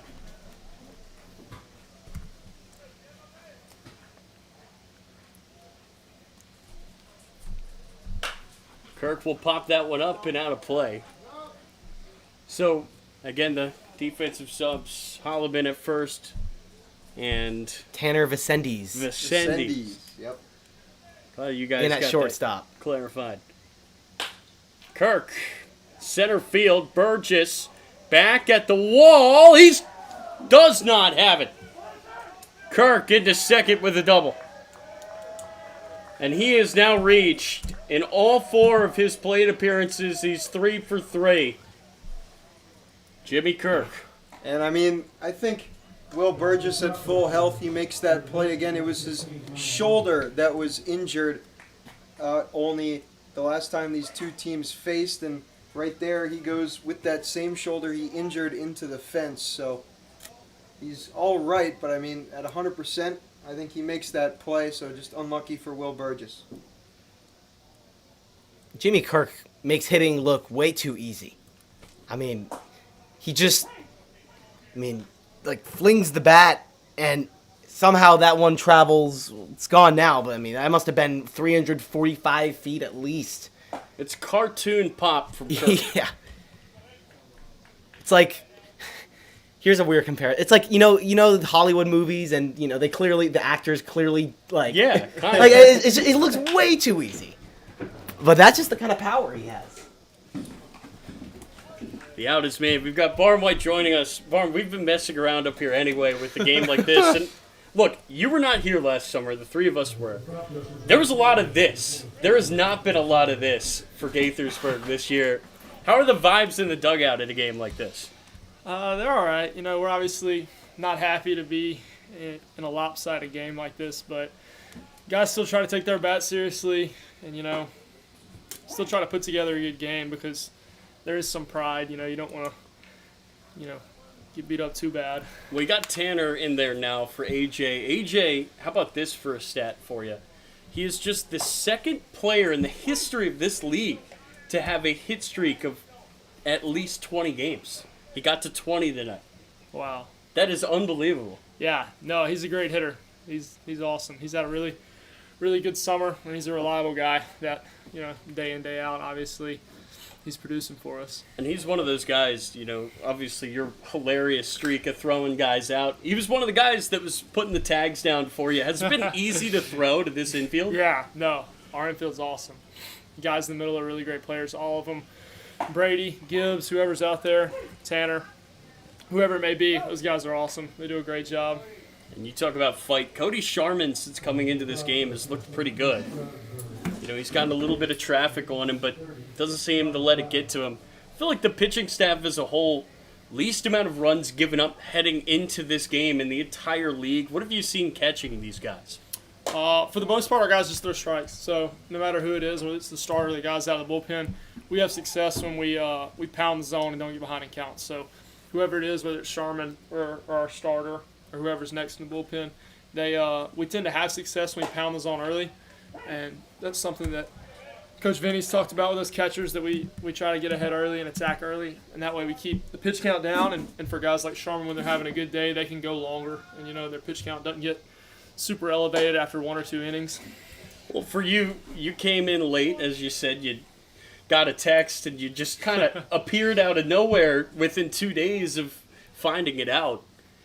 And I remember one of the games, I think it was when we were in Olney, you were coming in to catch, and you just asked, hey, what's that dude's name that I'm catching right now? Because you were just new to all the guys. So now that you know them better, is it easier for you? Oh, yeah. No, it's easy for sure, especially when they make a good pitch and you can say, good job, Cody, and you know their name. That's it well into right field. Kirk is going to get sent home. Robbins, he's got a cannon, and he will fire in, but it is 10-1 on another double. But, again, you seem to be the type of guy who needs to know that stuff, the names. You like to go out there. You like to have your meetings. And now that you do know them better, would you say it's not just easier but more fun? Yeah, no, it's a lot more fun. Summer ball is awesome because, you're only with these guys for about 2 months, but you make some really good friends. And there's already some guys in this team that I'm going to stay in touch with. And it's super cool that you get together for a summer from all over the country. I'm a long ways from home, but well, you said you've never been to Maryland before. Here you are. You're meeting a whole bunch of new guys. Is swing and miss there by Sharman again, who continues to fight. But you said before this game that you thought Gibbs was the most Southern, and you are the most qualified to pick that. What makes him stand out? Oh, his voice. So he's from Maryland. I think he's from Maryland. Yeah, I believe he is. Yeah. So Gibbs is from Maryland, but he talks a little bit like me, like he's from the South. And so the guys in the bullpen always pick on him for talking like he's from Louisiana or somewhere down there. So well, you don't need to get picked on. I mean, what else are you gonna do? You got to work on your northerner accent, I guess. Yeah. No. This is your first time, you said, in Maryland, right? Yeah. For this summer. In your life. So, I'm curious, what are some of your big takeaways about being here? What are some of the things that surprise you about, I've lived here my whole life, our great state of Maryland. Yeah, I don't know. I was surprised the food was so good. Y'all have had really good food. What's the best thing you've had? I'm staying in Frederick. I had crab for the first time. Okay. Yeah. Crab solid. And then there's a couple of restaurants in Frederick, downtown Frederick, that I tried, and they were really good. So the people, I wasn't expecting the people to be mean. The people have been great, but that was no surprise. I'm staying with Coach Grass. Him and his wife Nikki, they're awesome. I've gotten to stay with them for the summer. They're the best host family ever. Well, the South has such a reputation where everybody is so nice. Did you think people were going to be mean to you, boy? No, I didn't. That's what I was saying. It wasn't a surprise, but it's been a really good blessing that everybody up here has been super nice, and I've already made a bunch of friends on the team. Like I said, if everybody's easy to get along with. Well, that's the cool thing about summer ball is you Yeah. go to a new place that you've never been, and let's be honest. Were you ever going to get to Maryland? No. I'm sure at some point, maybe, but Yeah. not only are you here, but you're living here for a summer, and Yeah. you're meeting people that you never in a million years would have been able to meet. And the group this year just seems to be so close, and everybody just seems to be having such a good time. Yeah, I don't know how it was, last year before I got here, but when I showed up, everybody seemed to click immediately, and I've already, made a ton of friends. I think like maybe it was Farmer or Casey Gibbs was the first person to walk up to me, and they were like, "Man, where are you from?" And I told them Louisiana, and we struck up a conversation. Since then, we've just been buds. But yeah, the guys are awesome. I love everybody here. It's been a really cool summer. Again, compared to last year, this team is just, not to say last year did not have its characters. Boy, did it. It was a fun summer, but everybody was just kind of there just to play. But your team, you guys are here to win. You guys have confidence in yourselves. You have reason to be confident. But it seems like every time we come to the ballpark, it's a competitive effort. It's a team that does not give up. With the scoreline right now, not really the best time to be saying that, but Yeah. Across the season, 30 now games in, it really has been so fun to watch. Well, winning's fun, and that's what it's easy. It's easy to enjoy showing up to the field every day, and doing the same thing every day because we do play a lot of games. But it's easy to do that whenever you're winning, or you're consistently in a competitive game. But games like this are not stereotypical for the guys in the dugout, and so we're still battling, but everybody's pretty down because this isn't how we expect the games to go anymore. We show up with an expectation to win or at least be in a close ball game. But that's baseball. Yeah, I mean, no doubt. Doesn't matter. The 1927 Yankees lost a crap ton of games as well. So, look, it happens. And the fact that it's happened such a small amount, Wyatt, cheeky play there for a tag. Can you stay with us for one more half inning, Barham? Yeah, I'll try. There we go. If TJ looks up here and wants me to pinch hit, then I got to go. All right. If he looks up, we will absolutely let you.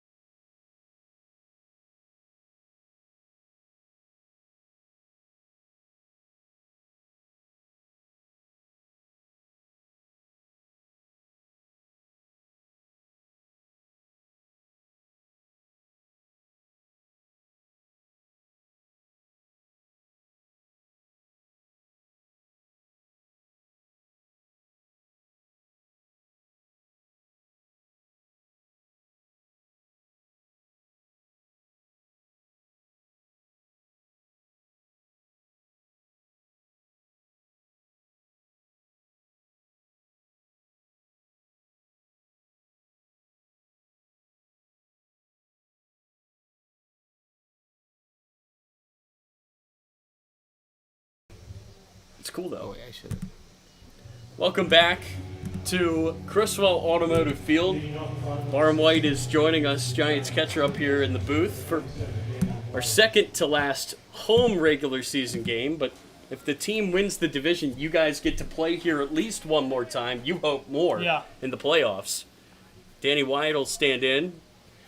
Danny is a guy, he has just kind of shown up every now and then, but boy, can he hit when he's here. Yeah.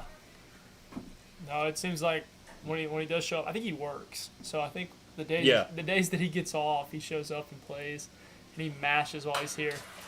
He has been such a good hitter. Over 400 coming into this game for the Giants team, and that's something they didn't have that last year. Luck. I mean, it seems like every guy, and including you, that has been brought in over the course of the summer has just really contributed. And I'm sure you can speak to that for some of these other guys that have come in with you. Everybody's just fit right in. That ball on the ground to second. It's a tough hop here at Criswell, and the out is made. But, I mean, even Massa has hit a ball out since joining the team. It's just so cool to see everybody show up and immediately help the team win games. Yeah. I don't know.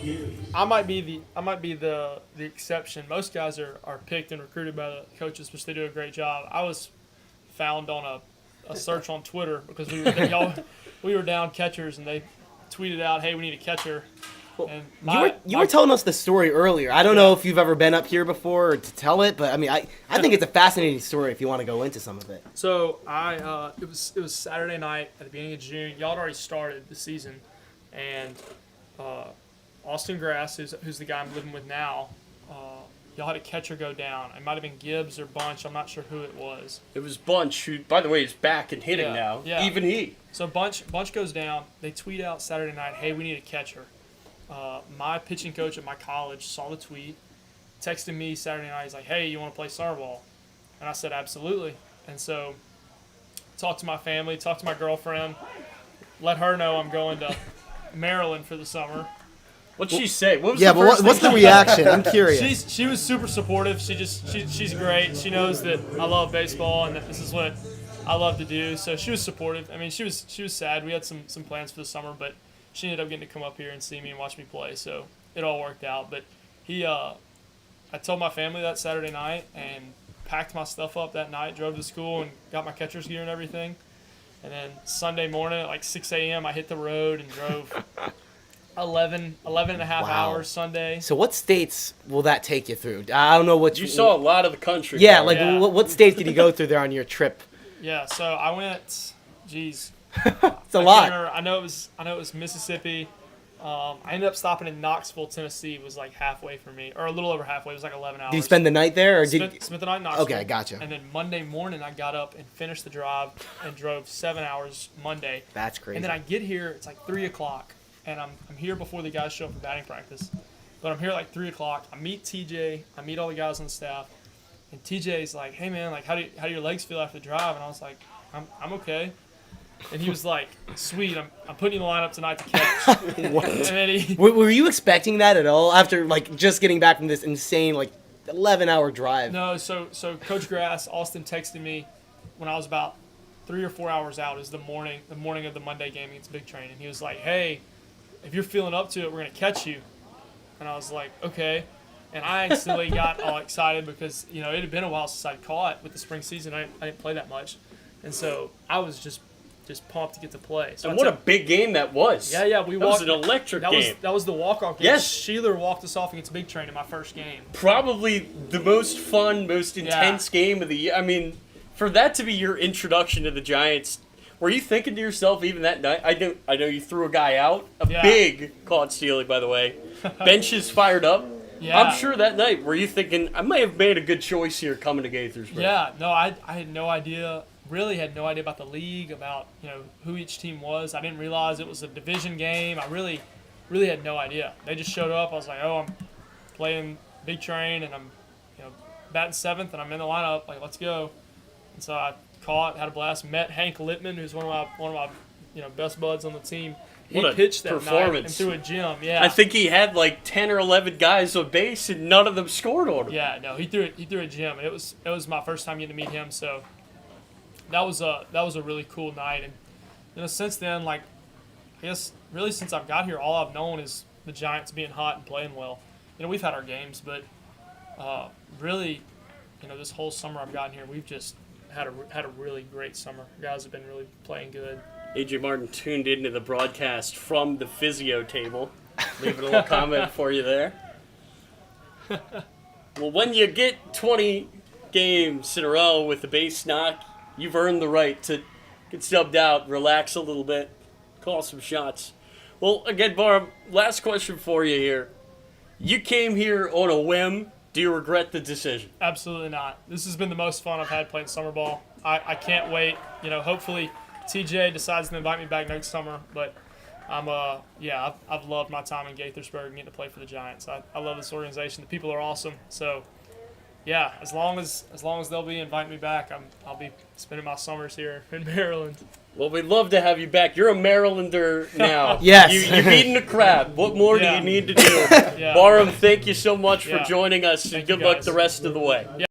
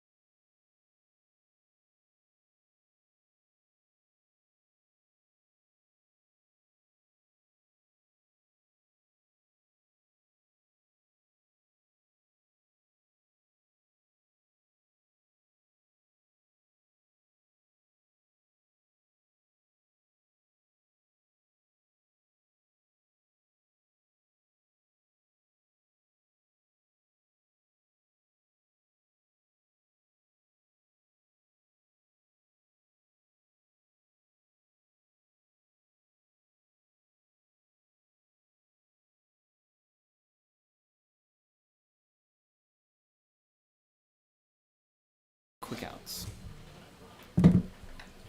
Again, a massive, massive thanks to Barham White, one of the best dudes I've met in my 2 summers now in Gaithersburg. A guy who's just so positive and always just tries to look Yeah. at things the best way. He's just a likable guy, and I mean, such a fascinating story. It's just not something. easy When I to think up you and were leave the, and come back. Tyler, I think you were Yep. the one who told me about that initially, and I was just. I mean, it's just a great. I mean, he literally just packed his bags from Louisiana, his home, Yeah, so I and finds himself here in Gaithersburg, Maryland.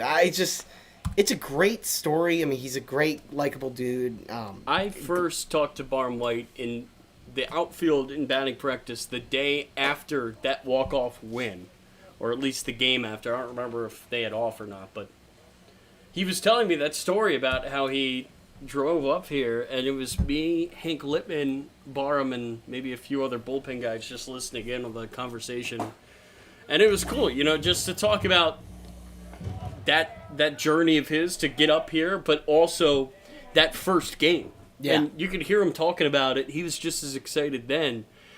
I mean, what a first game to play. That's a game that will go down in Giants history as one of the best ever, I would say, with the walk-off winner of the train that I think was the catalyst. That was the night where I think we started to believe that this team was more than just a hot start.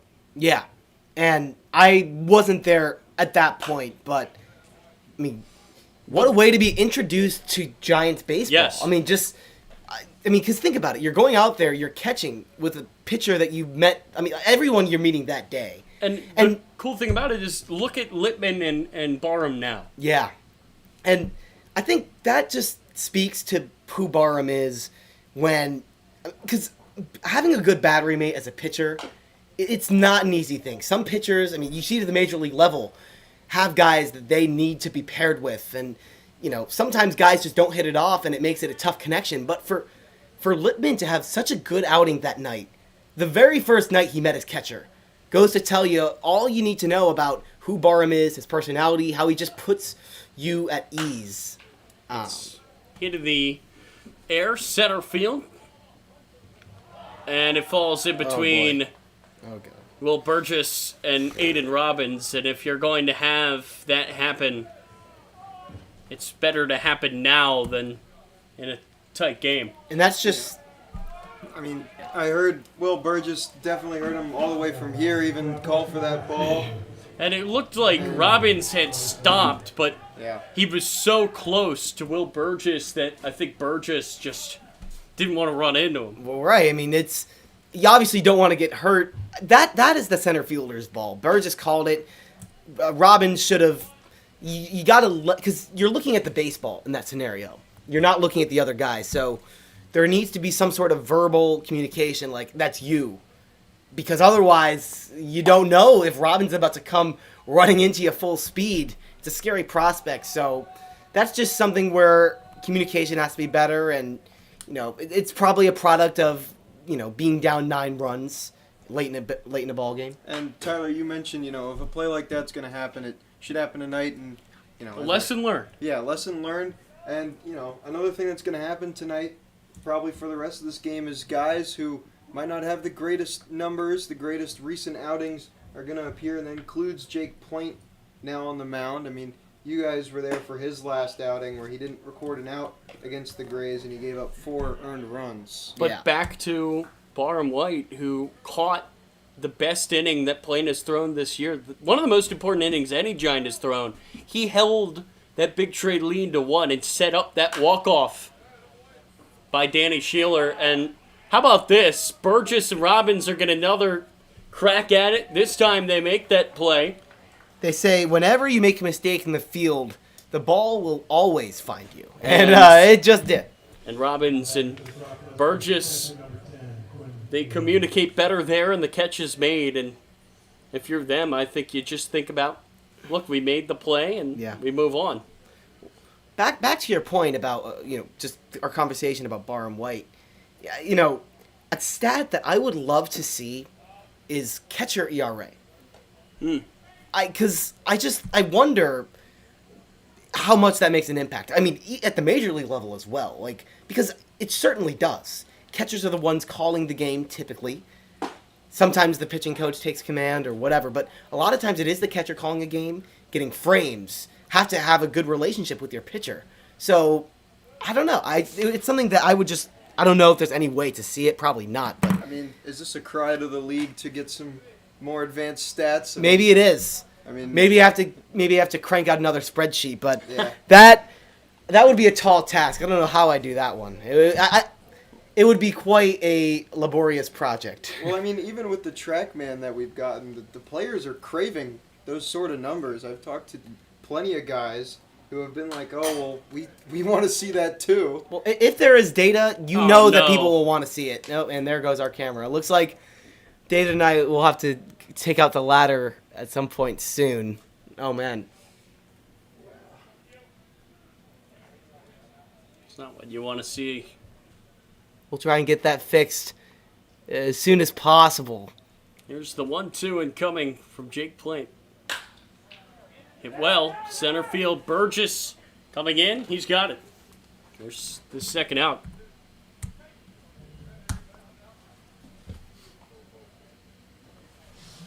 Now batting designated hitter, number 38, Jimmy Kirk. So now it's Jimmy Kirk. Kirk is having an unreal night. A few knocks, walk. He's reached in all of his appearances. When he's in the lineup for the Cropdusters, that's what he does. Popped it up. Masakawashima off the bench, and the ball goes into his glove. And Jake Plaint, that's a really, really good inning against the see. heart of this Cropdusters team. He essentially just got 4 outs in a row. And we will step away and try to fix that camera for you on the Giants.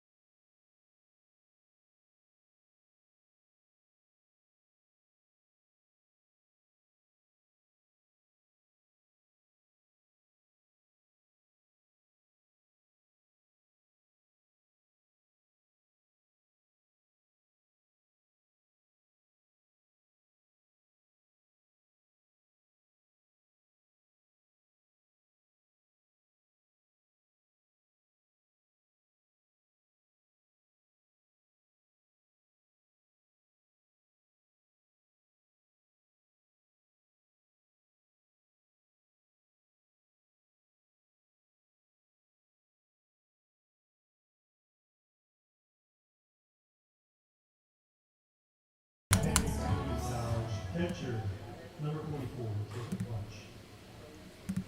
Jacob Bunch in there to start off the bottom of the 7th for the Giants. And it's still Irby on the mound for the Cropdusters, and what a start he has had.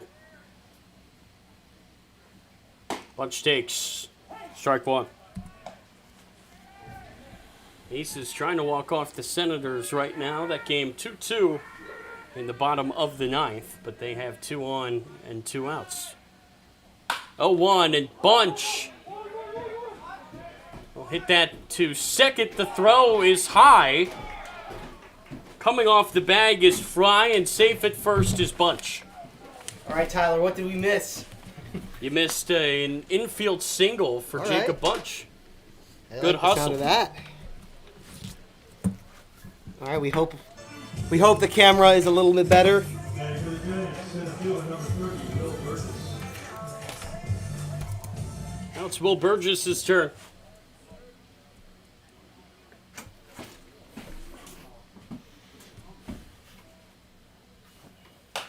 Burgess off the end of the bat and into the net.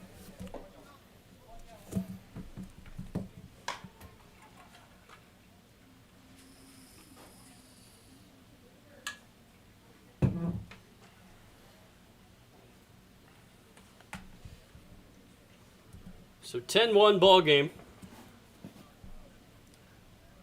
And as Barn White said, this team is not used to a score like this. Burgess on the ground to second base. The play at second is made. Wow. That is incredible defense there by Anthony Swenda to get the lead runner. How about that concentration, Sammy? That's a good play from Swenda, and not to discredit the play, because he made a really good play, but Jacob Bunch had a minuscule lead at first base. I think if he is a normal distance out, he probably is in there safely. And maybe Swenda just decides to go to first with the throw.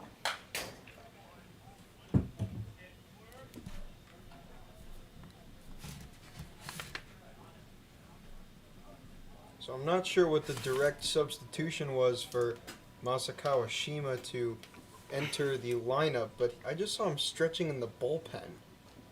Interestingly Please enough. put Masa into pitch. Oh, please. I don't know if That would be so great. if he was just put in and still felt cold, but I saw him stretching out there. So it's an 0-2 count here for Colin Gibbs. Gibbs a bouncer foul.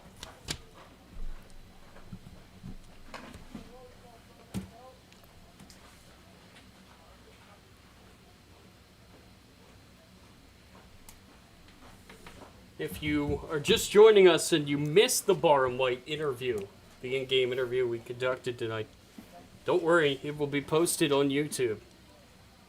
It was just so great to chat with him. Gibbs rips it foul again. Did you guys have the second interview with Trey the other day? Or? Yeah, We did. Went really well, except for the fact that that inning was not really the best for the Giants, except they did get the win in the end of the day.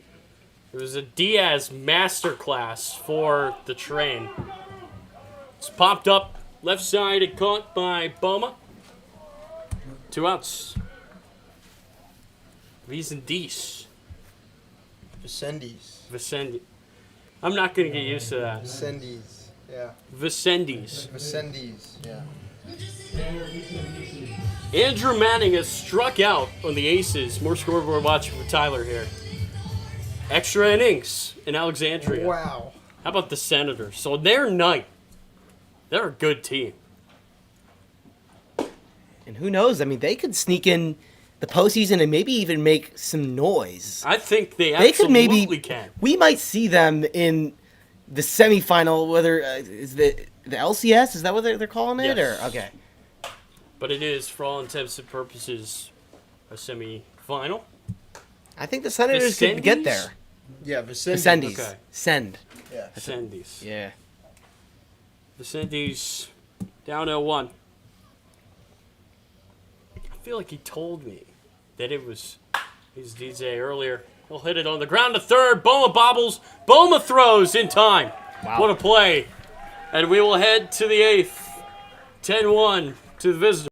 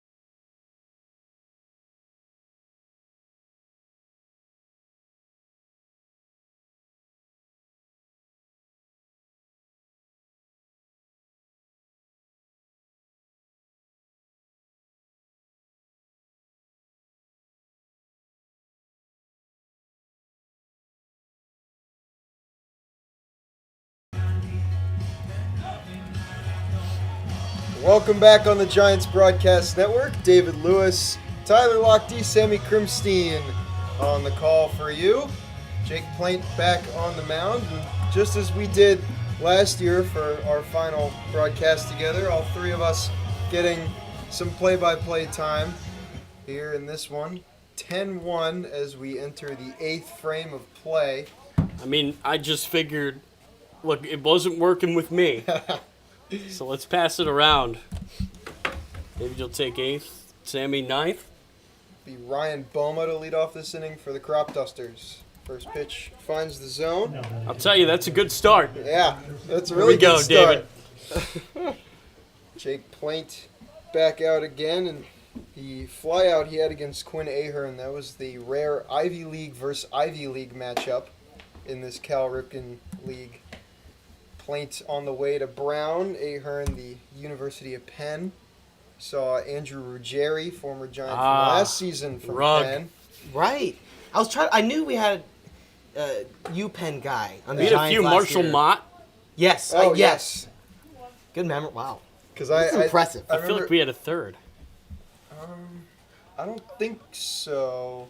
Maybe not. I may have to pull up my notes from last year to confirm this. 2-1, misses outside, 3-1. And I remember specifically talking to Mott about how it is going to school in Philadelphia, just in general, because I almost went to Temple, so it was Real? Okay. it was it was between 3-4 schools. There were Yeah. two. It was Marshall Mott. Wait.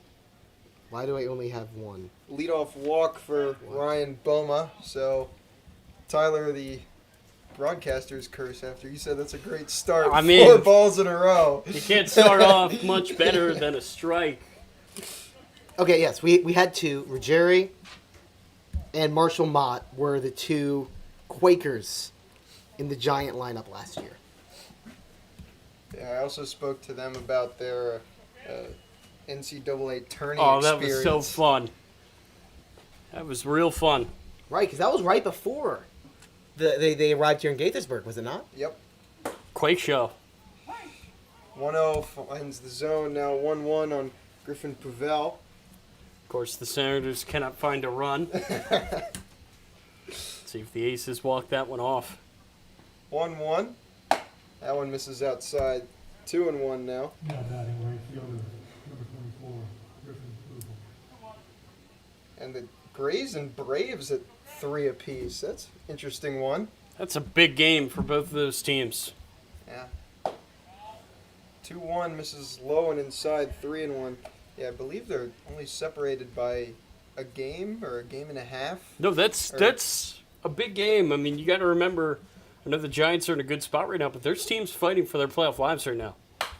3-1 fouled into the netting. 3-2, and the Cropdusters are one of those teams, as I mentioned, after their 15-14 loss to the T-Bolts. Not only does that sting, which is probably why we've seen such a performance from this offense again, but that put the T-Bolts within a game and a half of taking over that 3rd spot in the division.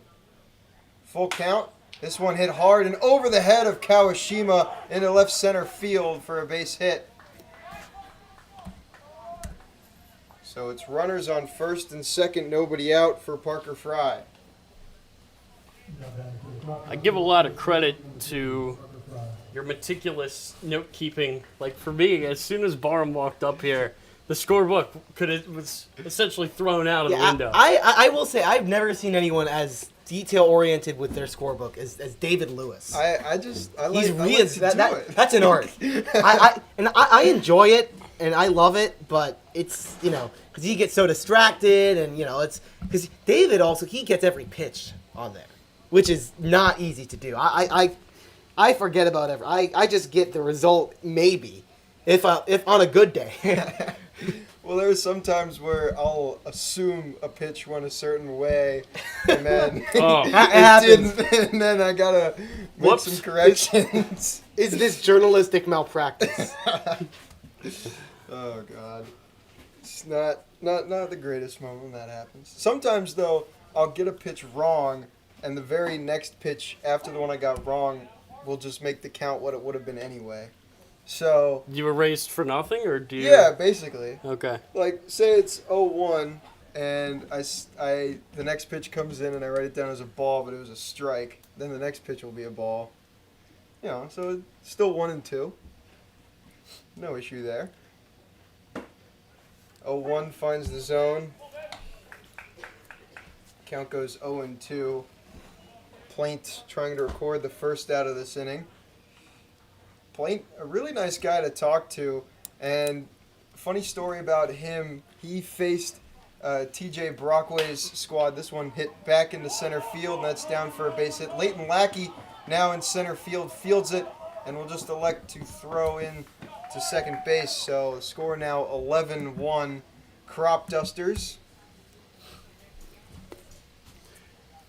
But Plaint on the mound, he said that if he got a hit, he was a two-way guy in high school at Good Counsel. If he got a hit against Brockway's squad at St. Andrews, then he would have to give him at-bats this summer because they already knew that Plaint was going to be playing for Brockway as a Giant. I assume he went over. No, he actually did. He Oh, got what? a hit. So, if Brockway holds up his end of the bargain, then at some point we should see Jake Plaint in the batter's box. It's now 0-2 to Josh Reinhold. Scoreboard says 20-1. Feels like it. Goodness, for the Giants, that is not the case.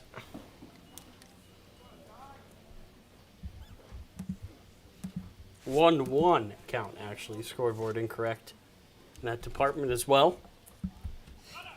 Runner goes. That pitch gets away from Bunch.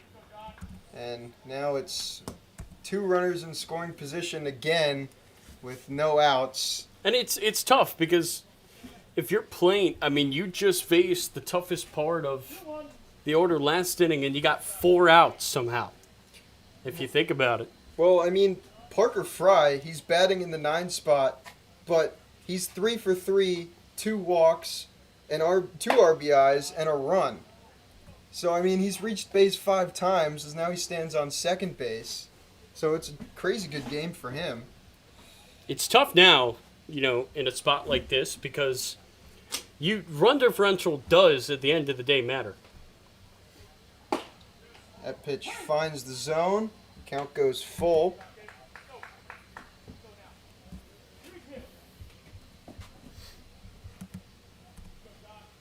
And this is a big pitch. You do not want to load up the bases here. Payoff pitch, swing and a miss. And that's not just a swing and miss. That's a sword there for Plaint. Yeah. Got him with the fastball down low in the zone. Good pitch.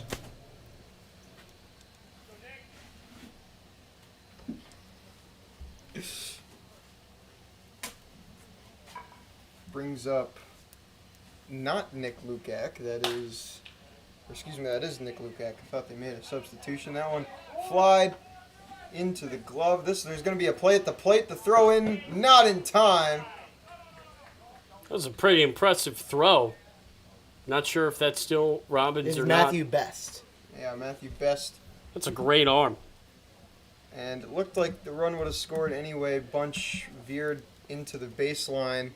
That's what they ruled. So ball was dead, but the ball wasn't caught by Bunch anyway. So now 12-1. Parker Fry is still on second base. That run matters. That run could be the difference between a 9th inning or not. And the Aces have walked off the Senators. Under to make the grab, Andrew Hollab to end the inning. So the score now 12-1, and we'll step away on the Giants.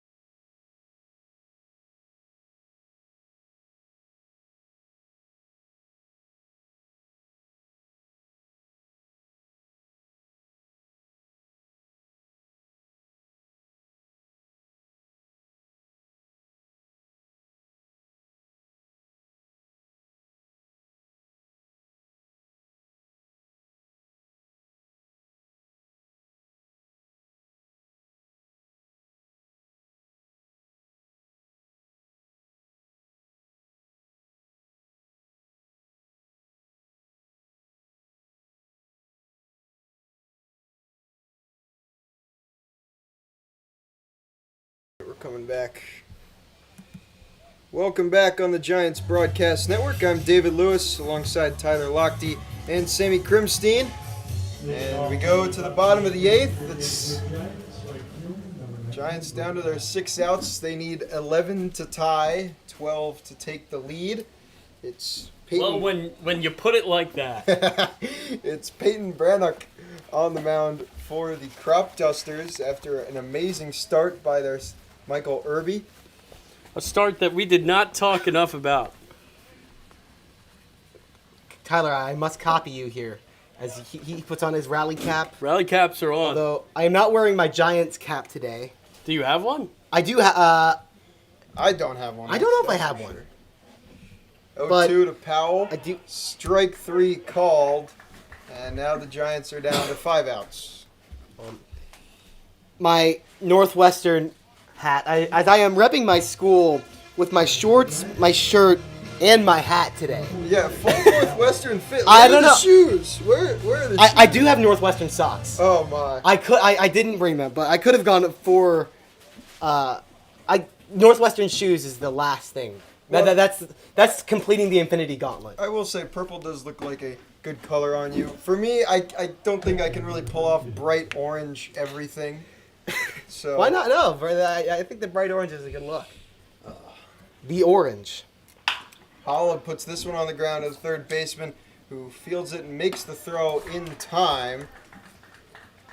And Brannock on the mound has 2 outs and just 5 pitches. Sammy, why don't we go over the line from the starter Irby and give him credit that, again, we just have not given him tonight. He was unbelievable. I mean, one of the best starts that we have seen from any pitcher this year for the Giants or against the Giants. Irby went 7 innings, giving up 7 hits, only 1 earned run, no walks, only 3 strikeouts facing 28 batters, but just inducing weak contact all over the place, getting guys to chase.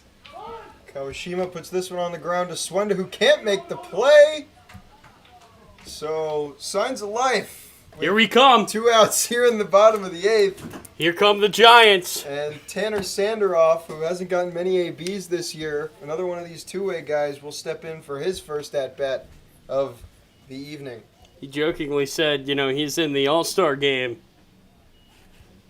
for his bat. Got some laughs.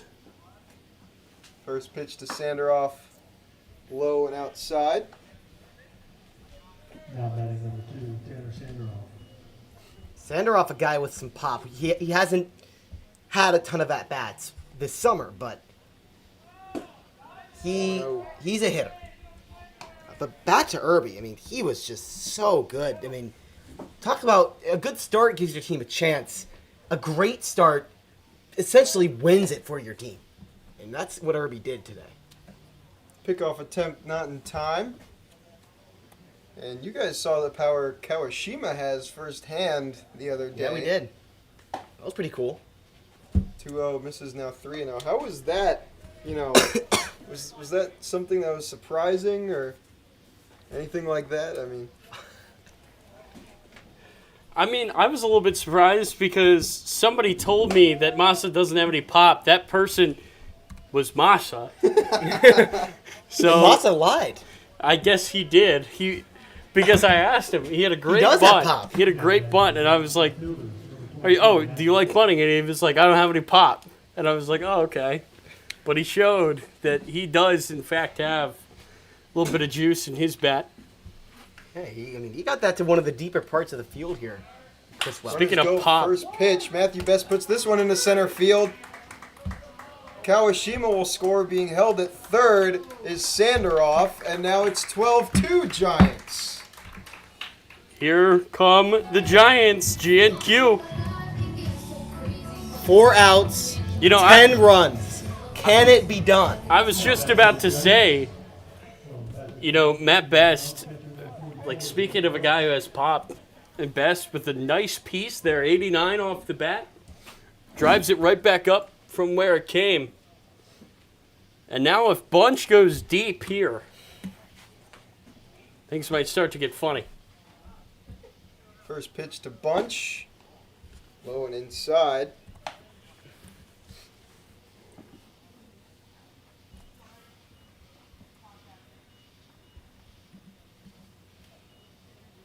1-0, swing and a miss from Bunch. And What a great picture from our former assistant GM, Daniel Harrington, snapping a flick of us with our rally caps on. Oh, they are on. And look, the Giants got 2 base runners, a run. well, now hold on. It's 1-2 to Bunch now with 2 outs. You gotta bite your tongue a little bit here. But Daniel, to his credit, I think has done more with the TrackMan data than the league has. I think Daniel has done more for this team than anybody except for Miss Lisa. That's true.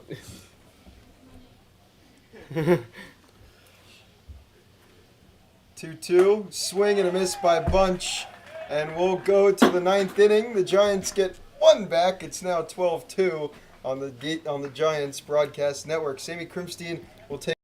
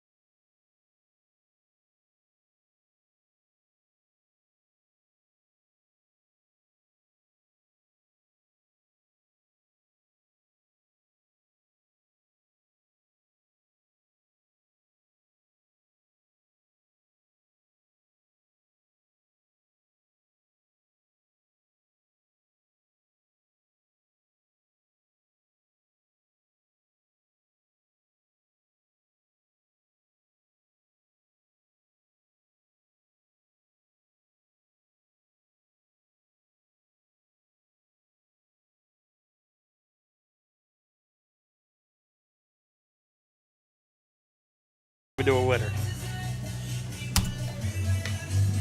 We are back in Gaithersburg. It's the 9th inning. The Giants are down by 10.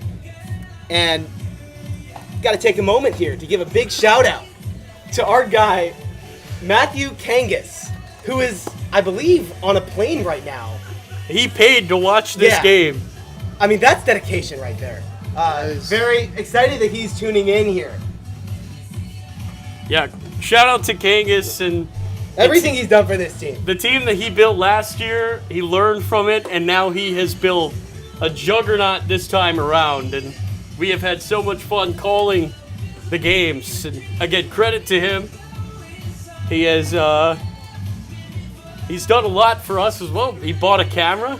Yeah. No, I mean, seriously, I mean, just Thank the, you, the Kangas. quality of the broadcast this year have gone through the roof, and a lot of that is due to the work that Kangas has And done don't with just the listen camera to us. and the Listen scoreboard. to the and other teams who have told us as much. listen to the All-Star game, who, I mean, used our equipment and our graphics. A lot of great work that he put in, right?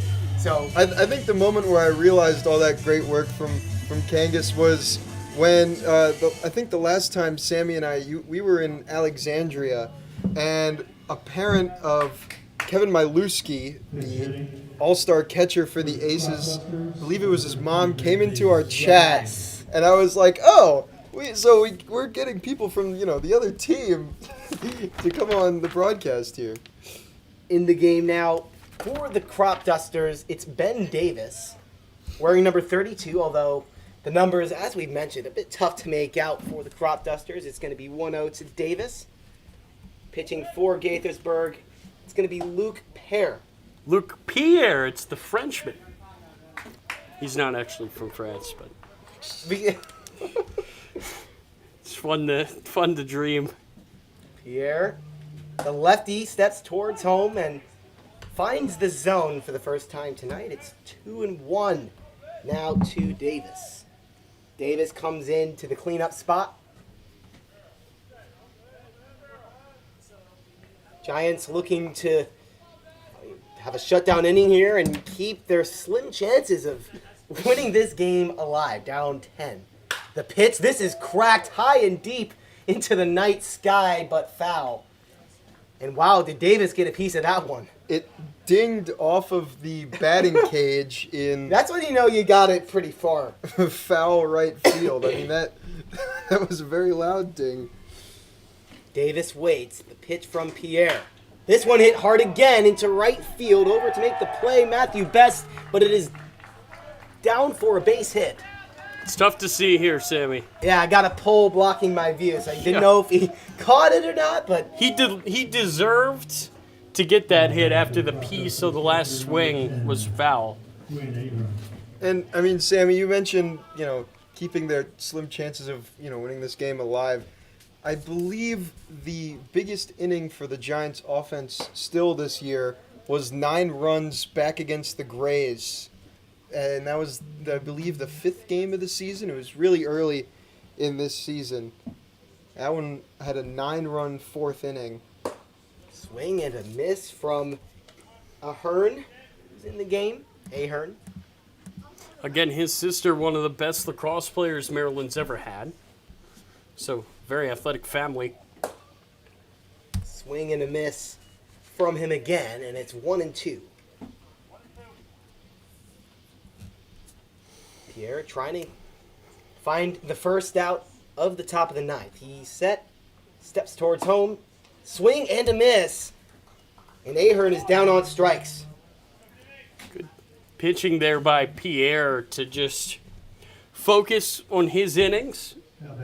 Here in a game like this, where the outcome, kind of decided already, he is focusing on what he can control, and he does a nice job there to get that punch out. Now here stepping in, Jimmy Kirk, who is 3 for 4 with 2 runs and an RBI tonight. Takes for strike 1. And if you're Pierre, this is not really the guy you want to see coming off the strikeout. You get that confidence, and then you see big number 38 in yellow step in, and it does not get any easier. No, it doesn't. I mean, Kirk has been doing this all year long and really all career long for the past few years for these Cropdusters. The 1-2 pitch, up high, taken by Kirk for a ball. Well, it's really interesting for me to see Kirk's development because I worked for the Cropdusters in their inaugural season back in the summer of 22, and that was Jimmy Kirk's first season with them, and his biggest issue was his strikeouts. And just to see, from then to last summer to now, how he's developed at Millersville is pretty remarkable to see. They have a really good team over there. On the ground and foul. Now the count to 3-2.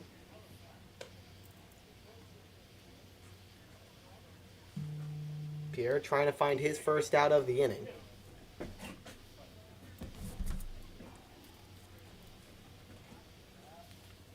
Here comes the 3-2 pitch, hit hard and foul, pulled down the third base line.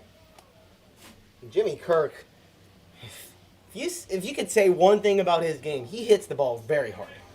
And again, sometimes it doesn't even look like he gets a good piece of it, but the ball still comes flying off It's of his bat. deceptive pop. Full count into the air. Shallow right field, Best moving under it, and will make the catch. Call it the second out of the top of the ninth inning, and the Giants are one pitch closer to trying to pull off the most miraculous walk-off of all time in the bottom of the ninth inning. Let's start with tying it, Sammy. Then we can You know what? Let's Giants, get greedy here. Giants got 9 runs in an inning earlier this year, and then I feel like maybe they could have gotten around there as well against DC. Yeah, that was against DC, that 9-run. Well, I'm thinking of the 9-run. I think it was against Cropdusters and Lackey's Grand Slam inning. Maybe that was it was early in the year. I remember that was a big win. Boma now standing in for the Cropdusters. Whiffs and misses at the 1-1. And Pierre now a strike away from escaping the top of the ninth inning, getting things to the bottom half of it. Yeah, this is a great audition for Pierre. And I call it an audition because, playoffs are getting closer. Brockway is going to have his guys that he knows he can lean on. And, this might be your final chance to show him what you got and get those playoff reps. The pitch, swing and a miss up high. Luke Pierre. Top of the 9th inning, clean. And the Giants have one more chance to score 10 runs and keep themselves alive. Dusters. We'll be right back.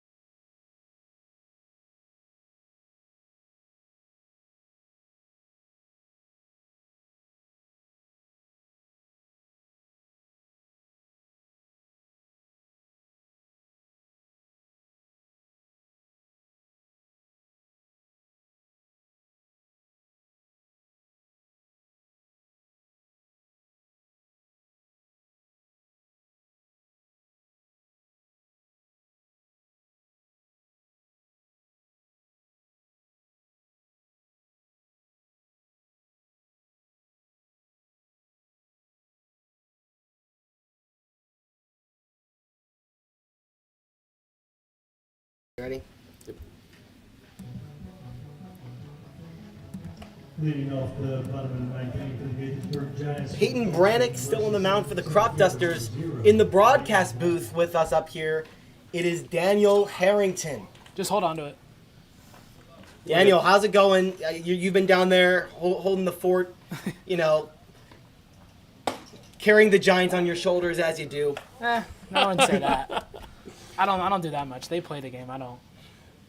Well, you weren't even supposed to come back this summer. That is Here correct. you are, and I'm sure you're pretty happy that you did. I mean, what a great team to watch. Yeah, it's been a really fun team, and I'm kind of sad that the season's going to end soon. But, let's keep going. Let's hope we can make it all the way. It'll be all well worth it. Best could be ahead. I mean, 4 of us up here in the booth for one last half inning. Kind of a bummer. Think about all the losses we've seen. How We now fitting. pose for a picture. There we go. Pitch from Brannick, swing and a miss. Leighton Lackey can't get to it. And there is one quick out in the bottom of the 9th. Daniel, I mean, last time all 4 of us are going to be up here together, potentially. Let's just make the final. Then we don't need to worry about that. Yeah, 100%. What a ride it's been these last 2 years. Yes. Daniel, I mean, you've been with this team forever. Yes. What would it mean to you to see this team in the Cal Ripken League final this year? I mean, it would mean a lot to me, but it would mean a lot to just like the team as a whole and everybody around it, just because it'd be the first one in team history. It's Colin Gibbs. Count as 0-2 to him. Well, remember, Daniel, I mean, this team's never won the division. I don't even know how close they've been to winning a division, but this year in the driver's seat, Yep.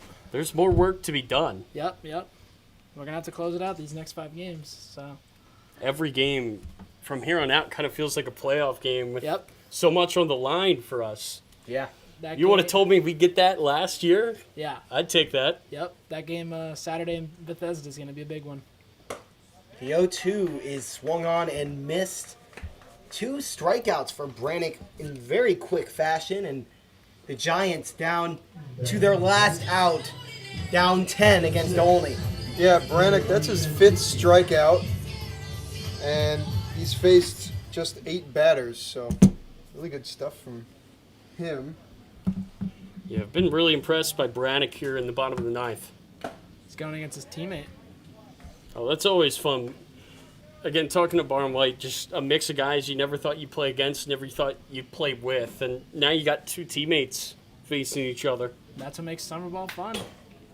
So the teammates, Brannick and Tanner Vicendes, with his signature red helmet, of course. Well, Easily because, recognizable. when you get back to school, you're going to talk about this at-bat right here. You know they will. The 0-2 taken away for a ball by Vicendes. Every pitch of this at-bat. Bragging rights are on the line. Yeah, I guarantee you it's going to be talked about. Brannick delivers, fouled away. Yeah, Vicendes is not going to go down without a fight here. No, he's not. He's got too much pride to just walk in there and strike out. The windup and the offering fouled away on the ground.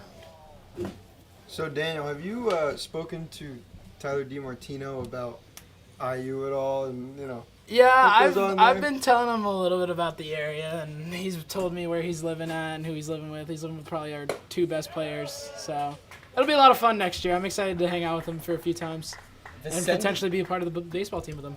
Vicendes goes down on strikes, and that is all she wrote. The Giants lose by 10 to the Cropdusters in a season where the Giants have had so many positive games. Something like this was bound to happen. It's the game of baseball. Guys, how do the Giants bounce back from what is a game they would like to forget? I mean, how they bounce back is simply going back to what they were doing before. They were putting balls in play. They were taking patient at-bats.